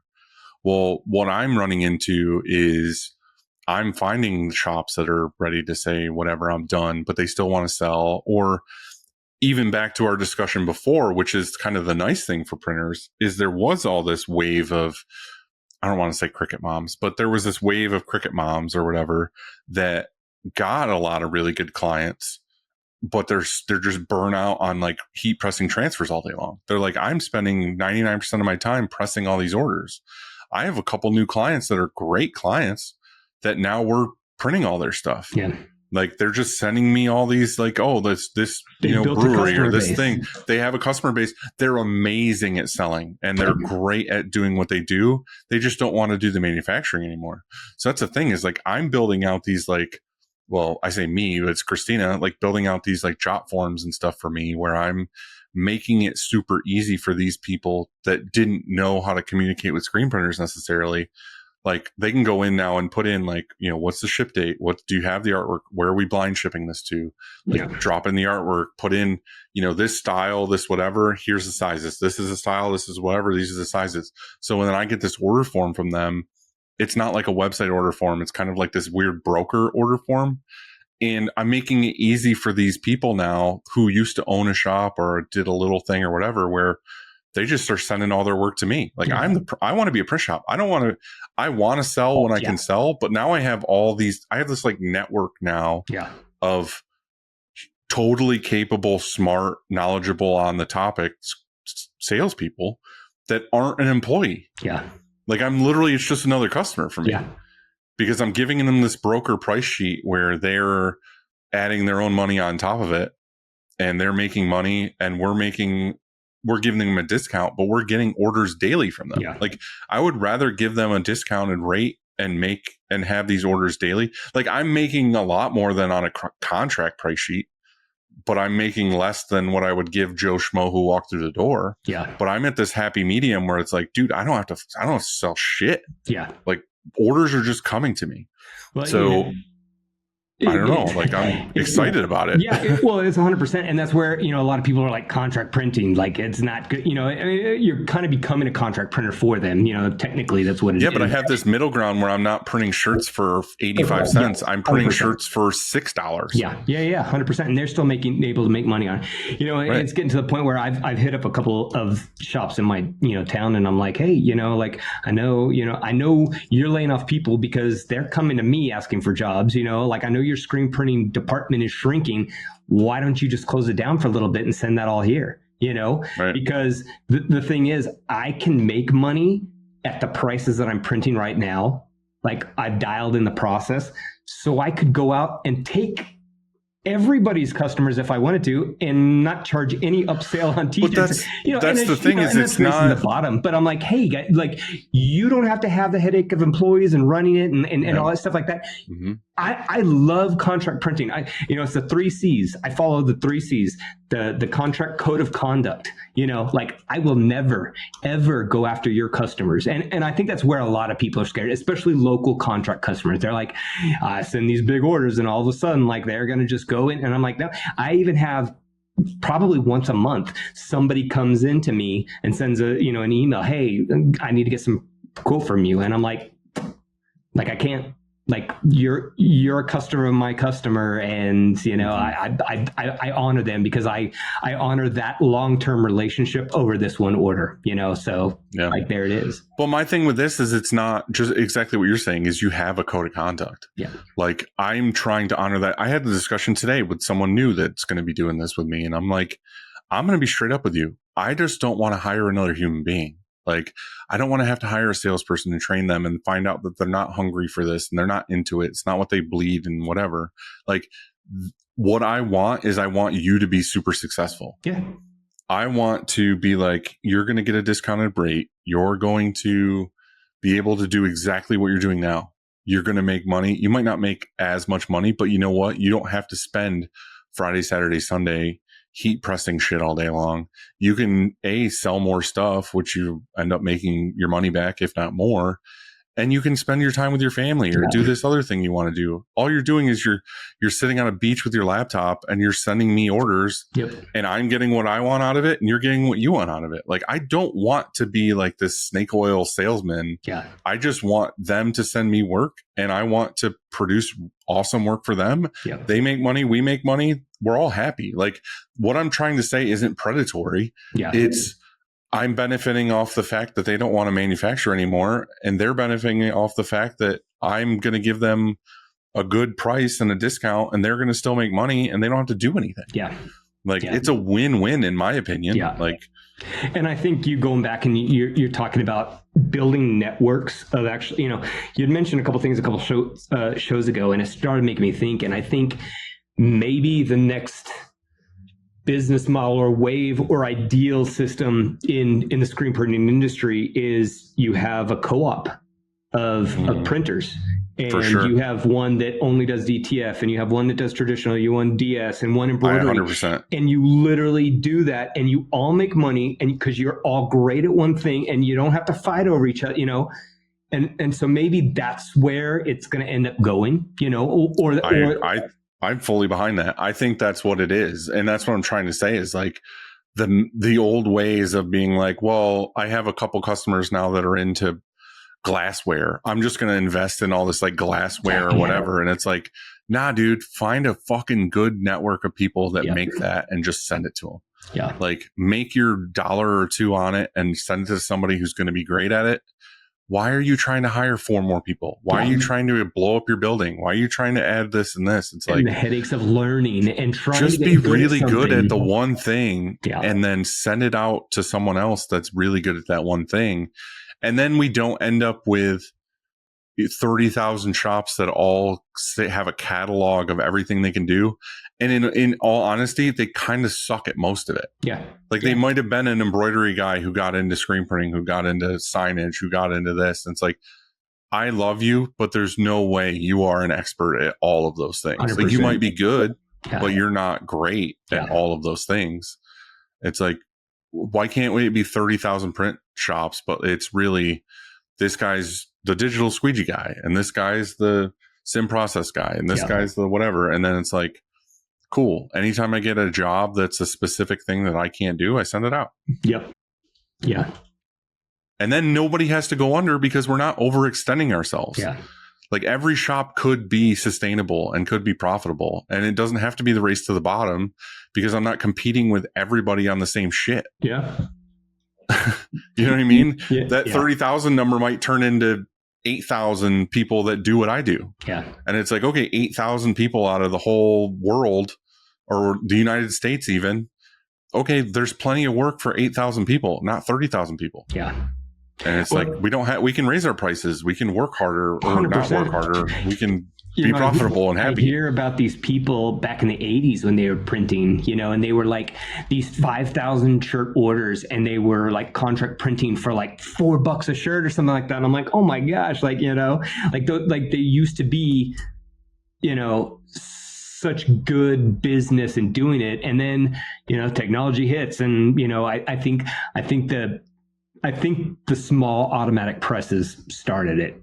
I mean, it got me into it, but it allowed people that, it used to be the autos were for the rich big shops. And then all of a sudden there's a $25,000 press that you can put in. You can be printing like crazy. Bam, bam, bam. I mean, so that allowed all these shops to go from here to there real quickly. And then when you go to there, you're like, oh, let's add more and more and more. And now. Yeah, but it's just like what we were saying in the beginning is like, we get to there, say you have 5 autos and 90 employees, and you have jobs, or you have a season that skyrockets to get you there. You have to stay there. You have to feed the beast constantly. And that's where the race to the bottom. Yeah, but that's where the race to the bottom happens is you're like, I have a job coming in where normally I would say it's $12 a shirt. They're saying I'll only do it for $8 a shirt. You're taking that $8 because that $8, you're still making some. And that some that you make helps you feed the beast, helps you pay your employees or whatever. It's the same for most shops in the wintertime. You're like, I'll take whatever work because you just need to keep payroll. You need to keep the people employed. You need to keep the presses spinning. And it's like, that's where the race to the bottom continues is we're never on this steady trajectory where it's like, oh, I can't I can't take your $8 shirt because I'm busy. Why would I bother taking it? Because I'm slammed all the time. Yeah. You're only taking it because you're hungry and you need it. Because if you don't take that order is better than no order. Yeah. Yeah. But that's what I'm saying is if we all start doing this thing where we move things around or whatever, we won't have that. We won't all be fighting over the same shit. There's got to be a reset, though. There's got to be a huge reset in the industry. Which is what COVID was, where a shitload of people went under. Yeah. And I think we're getting another one where it's literally, but a lot of people got a ton of money and they built and they got themselves in trouble and now they're, and I think we're kind of seeing another little mini reset. And, I just think that instead of 30,000 shops, it should be probably 15. That could probably get everybody back to making good money and stuff. But then those 15,000 shops have employees and people, and they've got to go somewhere else. And now AI is taking jobs anyway. So it's just going to get crazy. But like you were saying earlier, cyclical business, you have to keep those 30 presses running during the summer. But what about with robots? Then you don't. You literally just go and take off for 6 months until your next busy season comes in. And your employees are there when you get back because they're fucking robots. Yeah. You put a garbage bag over them so they don't get dusty, and then you go on vacation for 3 months. Yeah. You go in, turn the lights on, do some sweeping and the dusting. You're like, hey, now it's it's kind of like the ski season. And so literally that's where technology is going to be. Or people that adopt and adapt it, they will benefit from it. Yeah. And I really wish the industry leads and the industry heads in the apparel decorating would spearhead that, but I don't think they're doing it as quick, or they don't believe in it or whatnot. And, there's only so many whistles you can put on an automatic press until literally you price it out. We're at the point, no offense to anybody, we're at the point on autos now where they're like, what we did from last year to this year? We changed the buttons. Yeah. Yeah. It's like I don't care about the buttons. I don't care that the 1 through 16 numbers that were used to be plastic things now light up. Yeah. And it's like, dude, I don't give a fuck. I just wanted to print shirts, and I wanted to print shirts fast, and I want it to be efficient, and I want it to be smooth. I don't want it to jitter every time it prints. Yeah. And the machines from 10 years ago did that, and the machines now are too. So, but they're just getting little upgrades, and you look at all the manufacturers right now, and they're just building carousels and takeoff and all the DTF stuff, because auto screen printing presses, they're almost perfect right now. They're literally, you can't do too much more, unless some new technology comes out or new ink or something that's going to need some different way of doing stuff. It is what it is. And so for them to keep relevant, they got to develop on this new thing. But I'm like, nobody's put in and try to train a robot that that would basically be the exact same thing. We went from a manual press to a robot that prints t-shirts, an automatic press. Why haven't we developed, yes, the passport was there and it took it off or whatever like that, but it doesn't have quality control. It didn't do it. There's certain technologies that I'm seeing. I mean, it's definitely not a huge change or anything, but M&R has that one now. I can't remember what it's called. I've talked about it before, but where it's checking the QC, where it's checking if there's a pinhole or whatever. That's the shit I want to see now. I want more. I want things to take the human error out of things. 100%. Yeah. I still want the humans. That's what I'm trying. I'm not trying to say in this whole robot revolution thing that I want to get rid of the people I have. I love the people I have, and I just want them to be less responsible for fuck ups, because either less responsible for fuck ups before. But what I'm saying is there's a lot of things in this business where, say, the person at the end of the dryer, the person who just pulls shirts all day, I respect that human enough to be like, how about we put you in a different position where you can use your brain, you can use your creativity, you can grow this bit. Maybe you want to be in the office and be a salesperson, or you have that in you, or you want to do something else. Maybe we start a new department of embroidery or something. It's okay, you're my embroidery person, and you don't have to just be doing this manual mundane task all day long. Let's replace it with a robot. I don't want to hire a new person. I don't want to get rid of the person. Right. I don't want to get rid of the person I have, but if I can make their life better and be like, well, I have a better position at this company for you, then I'll buy the robot that stacks the shirts and you can do something else. Like, Because I'm happy to still have you. We have positions in our shops that are literally robot jobs. I mean, you know, that literally, and the problem. Well, the thing is, somebody has a pressure washer, they're just doing this, and their eyes are looking for things to blow out. Yeah. Like, there's going to be a robot that can scan that screen and be like, yep, you know, fucking process completed. Yeah. And then it grabs the next thing. Like, we don't necessarily need a human body for that. Yeah. So it's crazy times. Well, Sean, what else is next for you? I mean, we talked about all these things we're doing. You said you're doing the sales thing with Kevin. Yeah. Is that your next, like, your focus is more outbound? Yeah. So my shop manager is out of town this week. So I have tomorrow as the last day, you know, and we haven't had any fires that I couldn't put out. So it's been a successful week. Normally something goes wrong and I'm just like, let's just take a day of cleaning because I don't want to deal with it, you know, whatever. So it's been great. Yeah. And then I go on vacation the first week of July. But I've told my employees, I'm like, okay, the second half of the year, like, we're going, like, we're doing outbound, we're getting some business. We're going to be doing some stuff. I was talking about AI. I'm developing like 3 apps right now. Like, one is kind of a companion dashboard that connects into Printavo and gives me a lot of the resources that we wish Printavo would give us, but it doesn't. So it's kind of putting some stuff together. So I'm just playing with a bunch of stuff. I'm a tinkerer, so I'm building on my DTF machine. It looks like a Frankenstein monster because I built this little turntable that stirs my white ink, and I was gonna like put some more work into it before I went to Long Beach, and then I was like, no, I'm gonna go to Long Beach and I'm gonna see a nice fleshed out version of this, and it's gonna cost $200, and I'm gonna buy it. Why should I just put more effort into it? And then there was nothing, and I'm like, why hasn't somebody, like, ink settling and solids and stuff is a problem. Why hasn't somebody hit this yet? And I'm like, so I built a jerry rig version for myself and it's working great, so, but I mean, I'm just a tinkerer. So I'm working on stuff, working on improvements, working on SOPs, using this slower time, to build up everything with the idea of, okay, I'm going to build all these things. It's going to come again. So here we go. Right.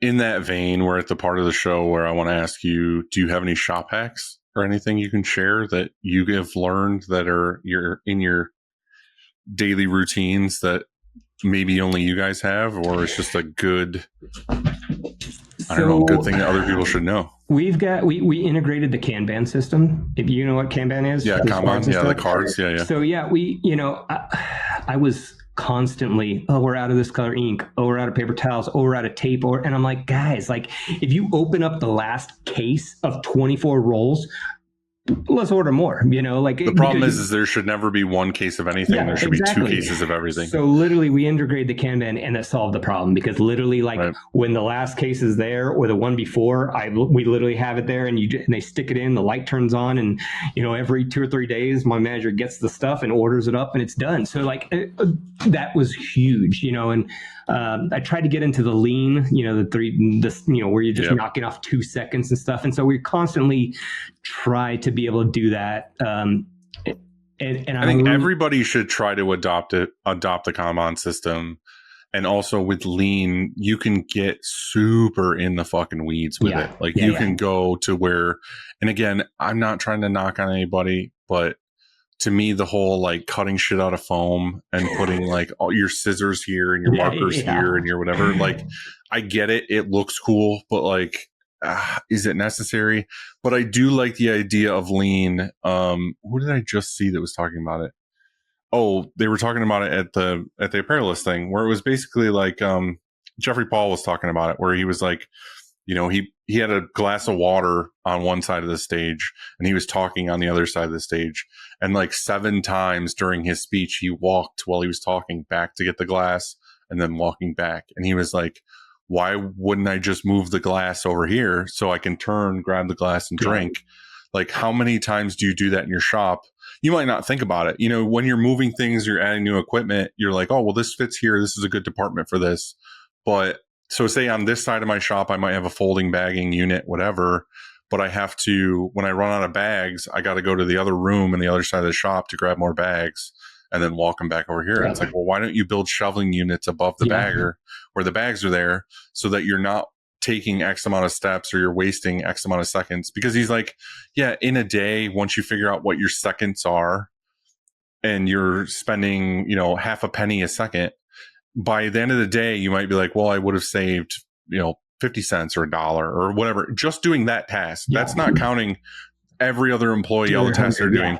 You're like, okay, only 50 cents. That's nothing. But then you're like, okay, at the end of the year, I would have saved $500. Yeah.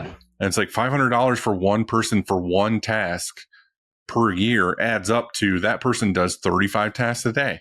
And then this person does 35 tasks a day. And it's like, okay, how many thousands of dollars can you save a year by moving something from A to B so they don't have to take 10 extra steps?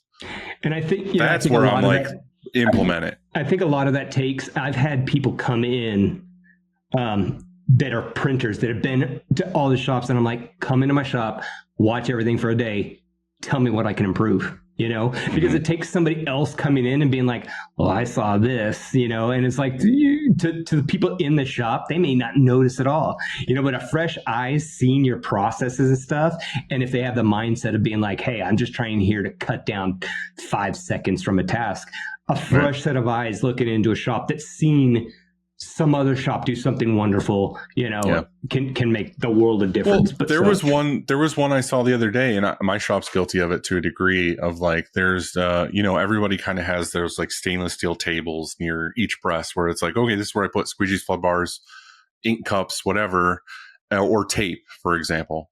And it's like, okay, well, head 6 needs the pinhole taped or whatever it is. It's like, okay, well, you walk over to the stainless steel table, you grab the tape, you walk back over to the press, you tape the pinhole, then you walk back, you drop the tape, and then you go back to working. And it's like the other day, someone posted on Instagram a shop hack that we're trying to save all these and whatever. And we're in this big thing right now, making a thing on our website where it's got every shop hack we've ever learned and why we use it and all these other things. But it was just a magnet that had these 2 little claw arms that were like spring loaded, where you could just magnet it on every head if you wanted to, put a tape on it, and it would hold the tape. Like, it wouldn't fall off. It was stuck there. And I was like, think of, you have a pinhole on any fucking head. Yeah. You reach up, you're looking under the screen. You can literally reach up with your arm, grab the tape it, put it right back, and go right back to work. Like, and everything in our shop is magnetic because it's all made of metal, Right. And so, I'm just saying, something so stupid. It's not stupid, but it's like, people are like, why would I have tape on every head? It's like, dude, because if you're taping little things here and there, it's right there. There's no walking back to the table and like that. We have magnets all over the place. In fact, on our yellow, on our striker, the yellow bars that kind of have it wrap around the corners and stuff, we've got the magnets to where you can stick a can of spray tack right there. Yep. And so it's not on the floor. It's not on top of the dryer. It's literally right there. Well, that's that's a safety thing too, because there's so many people that I've seen. Yeah. Right. There's so many people that are, say the dryer's behind you and you're loading shirts, and the new M&Rs don't have it. Like, I don't know if you noticed, but like the belt arms that come off of the dryer now are peaked. Oh, they're not flat anymore. So I used to have the old one that was flat. You can't set a can of spray tack on it, because people would sit there and they would reach back, they would set down the can, and then they would load the next shirt, and or a hoodie or whatever they're doing. Well, if you bump the can, it lands on the belt and it goes to the dryer, that shit's going to explode. Yeah. Happened to a shop.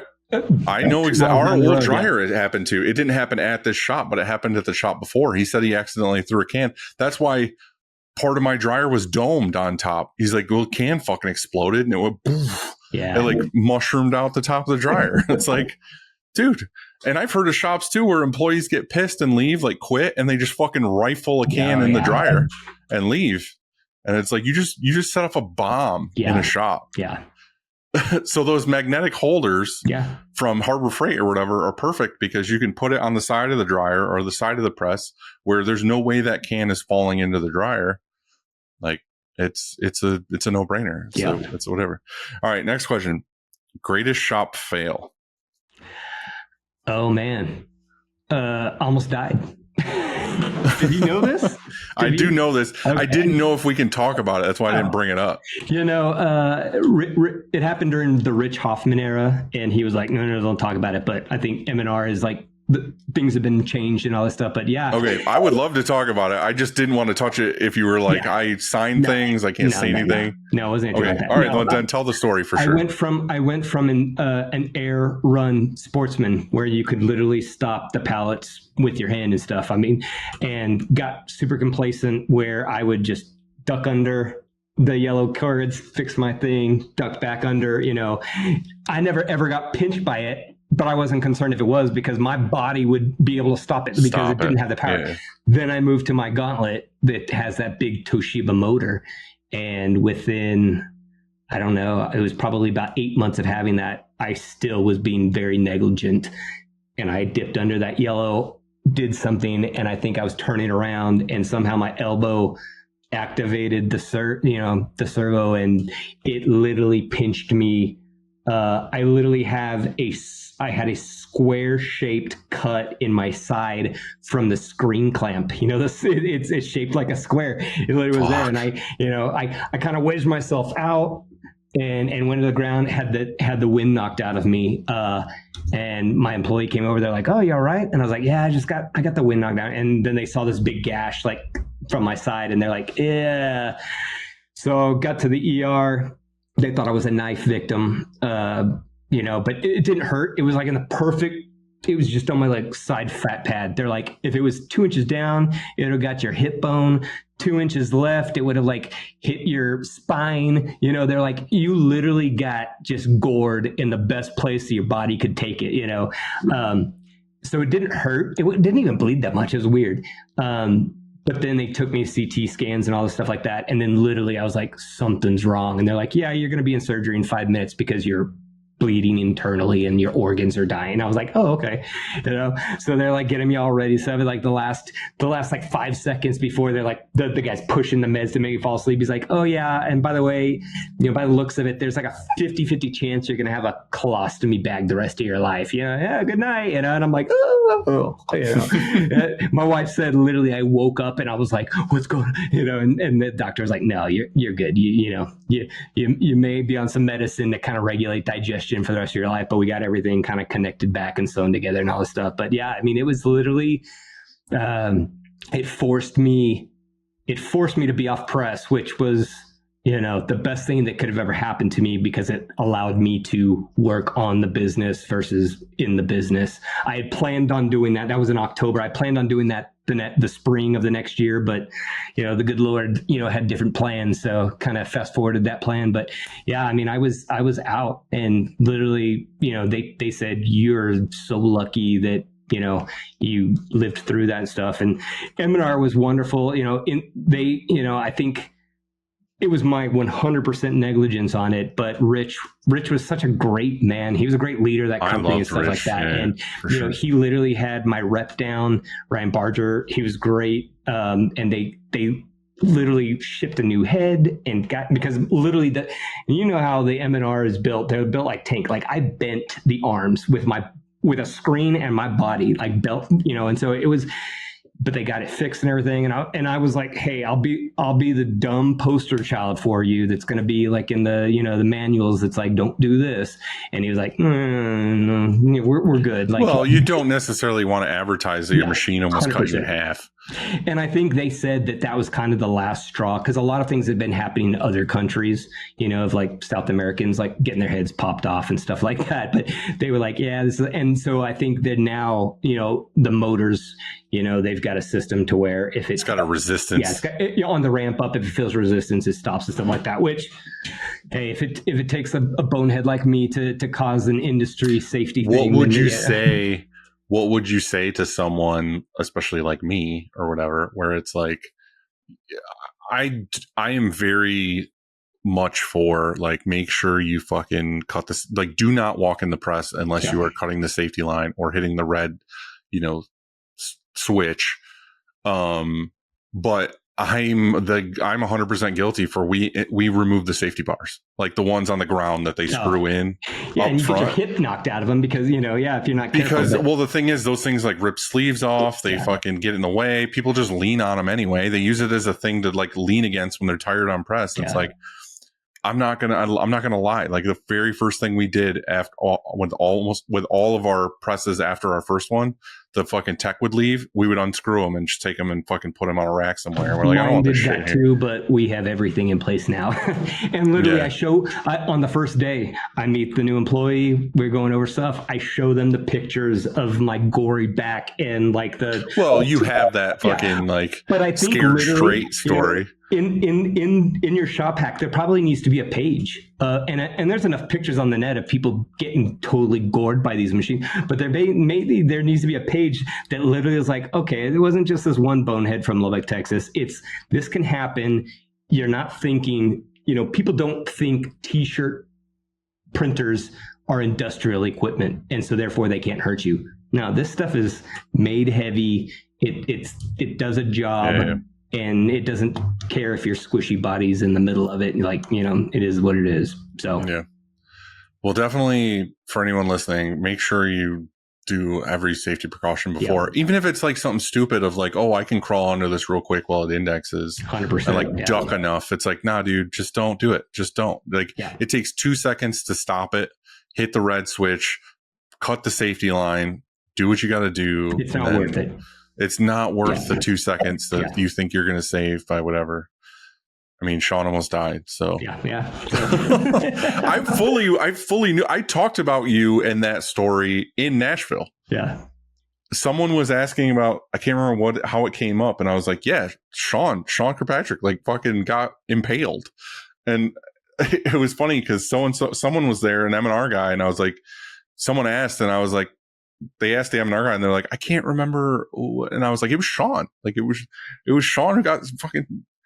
It almost took him in half or whatever. But I didn't want to bring it up here because I didn't know if there was like. No, there's not anything like that. Rich didn't want to advertise it, and he's not there anymore. And I think M&R is, they're like, hey, we want to make safe, equipment. So tell us your story and all. Yeah, it's safer now, but I'm just saying, like, and I don't mind sharing it and taking full, like, I'm a bonehead, I did it. But because if I can save somebody else from going through that and potentially actually getting killed, like, my story and my embarrassment is like nothing. Totally worth it.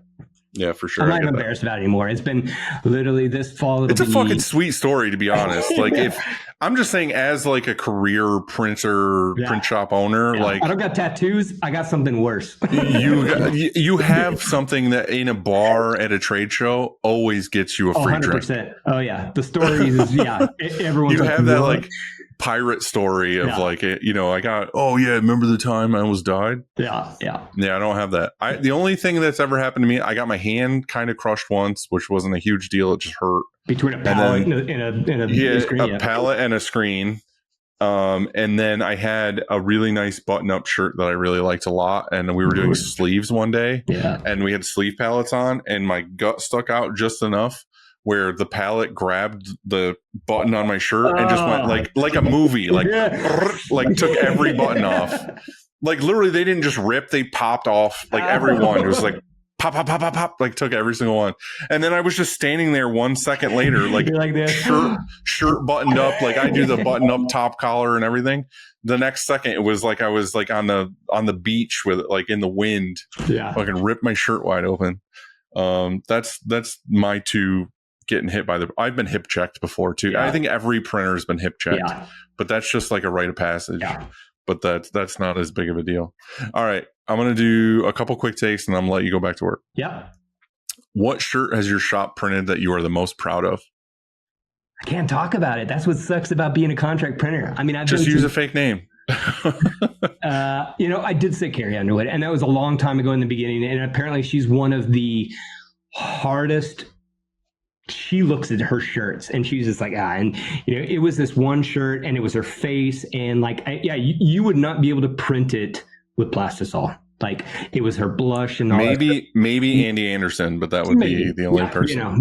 But I mean, literally like, her face was big. It was like so it's like, she didn't want anything. And the customer was like, this is the first time in 3 years of us working with her that she didn't gripe about the shirt. And I was like, oh my gosh, that's awesome. That rules. That's the best, so it was the best thing you could say. So I mean, and that's where like digital kind of proves itself because it kind of takes those halftones and the colors and stuff like that. And it allows you to print something different.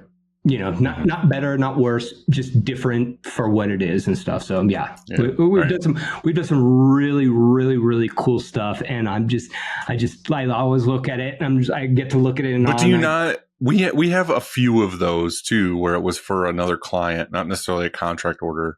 But do you like print some and put them in your showroom at least for the people who come in, and you're like, I don't have anybody come in because I'm contract, so yeah. I just like it for like the people that come in. I have a room where I'm like, oh, I printed this and this. We and have this some and cool this stuff on there that like they would never know who it was and all that stuff like that. So yeah, I mean, there's some really cool stuff. But yeah, it's sad that I don't get to post it all over social media because I could probably be stacked with work. You're that meme of like the crude hand drawn one where the guy in the corner at the party and he's like, they don't even know I printed their shirts. Yeah. Because you can't say anything. Yep. All right, next question. If you could snap your fingers and change one major thing about your shop, what would it be? One major thing. Oh shoot! It would be the second VS would be sold, and I would probably. You have one of those laser exposure units, and I think that's unbelievable. Like I think I have an iMageS, and I've gone from film burn it to the iMage, and then and then there was the wax, and then now I think laser is just superior, and so it'll be the next purchase, even over auto reclaim, which I think could be a big thing, but we don't do as many screens. I would rather have really, really good screens that are exposed perfectly and have just tiny dots and everything like that. Highly recommend. Yeah, I think that was one of the best things we ever did as far as like when you say you want to be a quality shop, that it really upped the game with, like I said, like that's one of the things now where even with an iMage, we used to be like, well, that's not screen printable. Like the little detail lines. We used to be like, oh, well, well, for us specifically, like we created our registration mark that we don't really use registration marks anymore. But the cross lines in our registration mark was always our minimum line that we could hold on a screen. So when we saw artwork and we pulled the registration mark in, we would kind of compare the two things in the artwork of like, okay, it's got a thicker line weight than a registration mark. We should be good. Yeah. But now it's like we're burning screens where we're like, that's not going to come out. And then it comes out and we're like, holy shit. Like that fucking rules. It's like, dude, this is perfect. So, and the whole process, you start with a good screen. That's the basis, and then we're screen printers. That's literally in the name. Yeah. But there's so many processes. And I think Mark Kudra or something, they were like, oh, there's like literally like 180 steps or something, or differential, differences, to print one t-shirt, and so like, it's just crazy how, and nobody's like, oh, do you make t-shirts? No, I decorate t-shirts that come in, but they have zero idea what it takes to decorate a t-shirt. And then they give you the pat on the head, like, oh, good job with your little thing. All right. Top 4 movies of all time. Oh, top 4. I'm a Star Wars fan, so Empire Strikes Back is great. Let's see. I love some of the Avengers movies. The last one. You like a big blockbuster. Yeah, big blockbuster. Jurassic Park, the first one, it made an impact on me as a kid. I would think I was like 11 years old, and I was like, this is the coolest thing I've ever seen. Those are real dinosaurs, I should ask that as a follow-up question to this, is like, what movie changed your life? Because Jaws changed my fucking life. I am terrified of open water. It changed my life so much that I went and read the book, because I heard that the book was better than the movie, and I hate reading. I had only read like 2 books before in my entire life, but like Jurassic Park, it was, and then you look at like something like Goonies or Top Secret, and a lot of people don't even know what Top Secret is. It's an old movie, one of Val Kilmer's first movies. Mm-hmm. It's one of my favorite movies of all time. It's awesome. I have a wild card one I might want to throw in. What is the song you are sad you will never hear played live? God, I'm not a music person at all, which is really weird because I think most people. All right, I got to follow up. I got to ask you, because I am very much a music. Like I also come into the shop in the morning and I turn music on. So like that's where I know, but like I think it's a psychological thing. But what is weird to me is my son is not like, he could care less. Yeah, which is fucking weird to me. I don't listen. Like my daughter is music all day, every day. She has her Apple Pro Maxes, and she's always like, anywhere she goes, she's listening to music. My son I probably doesn't even know a band. Yeah. Like he doesn't listen to music at all. And I'm like, how do you not like, I don't understand it. Yeah. Yeah. Like I wish you don't have an answer because you're just like, I wish it moved me like some people, but I'm just like, I'm a very visual person, and like music, I'm like, that's why books, I hate reading, because I'm like, if it's a good book, somebody will make a movie about it and I'll watch the movie. But it's just weird. It's just weird to be that person who sits quietly at a computer all day and does work without no sound. Like you're just doing emails. Yeah. Like I don't necessarily listen to music all the time it's just a vibe in the background. Like it's something that gets me motivated to do stuff. Like when I'm here by myself, one of my favorite things is to crank music in my office and then just like do my thing. If I just sat here in silence, I feel like I would be a serial killer. I feel like I would have to do horrible things. Yeah. Like it's so weird. I literally sit, and I sit with my thoughts and literally just. I don't like it. And maybe that's the problem. Well, the thing is right now, like as I'm working with AI building these apps, and so literally, if I can't concentrate, like I'll try to watch something on YouTube, and I watched some of your shows and stuff like that recently, and like I have to pause the show because I know you guys are talking about something I want to listen to and pay attention to. I have to pause it, and I have to go back to my AI stuff because I can't pay attention to the two things. And I'm proud of myself. I'm multitasking, but I'm like, I have to like super focus dial in, and I probably need to get on some meds or something for that. But, whatever. I'm pushing almost 50, in the next year or two. And so I'm like, oh man, Well, it's the same as those people that are like, oh, you have an inner dialogue. And you're like, what? You know what I mean? Like there's people that don't have that voice in their head where they talk to themselves. Yeah. There's just silence. I don't understand how that is. I mean, they don't know any different because they don't have it. But like, I talk to myself 90% of the day in my head. I saw a TikTok that was talking about that. And then the next one was like, if someone is born deaf, what language do they speak? Does the inner dialogue? Like, oh my God. It's true. Yeah. Is it just making noises? Like what is happening? Right. Yeah. Well, Sean, I really appreciate you doing this with me today. I'm glad you got to pop in, and thank you so much for just reaching out and saying the things that you said. It means like I do this because I love it and I'm passionate about it and whatever. But when people reach out and say like, hey, this impacted me in a way, it's fucking God, it's the best thing ever. Like it makes me be like, I'm doing this for forever. I'm doing it for a reason. Like there's days where I'm just like, I'm not in the mood, or I got right now, I probably got 80 things in my inbox I should be doing. But like, I was stoked to sit down with you today and like talk, just shoot the shit we've been talking for fucking 2 hours and 10 minutes. Like, well, no, I really appreciate your candor and your honesty, because I think, we like to swing them around and talk about all this big stuff, and most of it's fake anyways. And so, I'm not, I don't want to do that. I'm not interested. It was refreshing. And that's why I reached out to you. I was like, hey man, like if you ever need to fill a spot, and here we go. Yeah, here you are, right here and now. I appreciate it, man. Thank you. And I will see you later.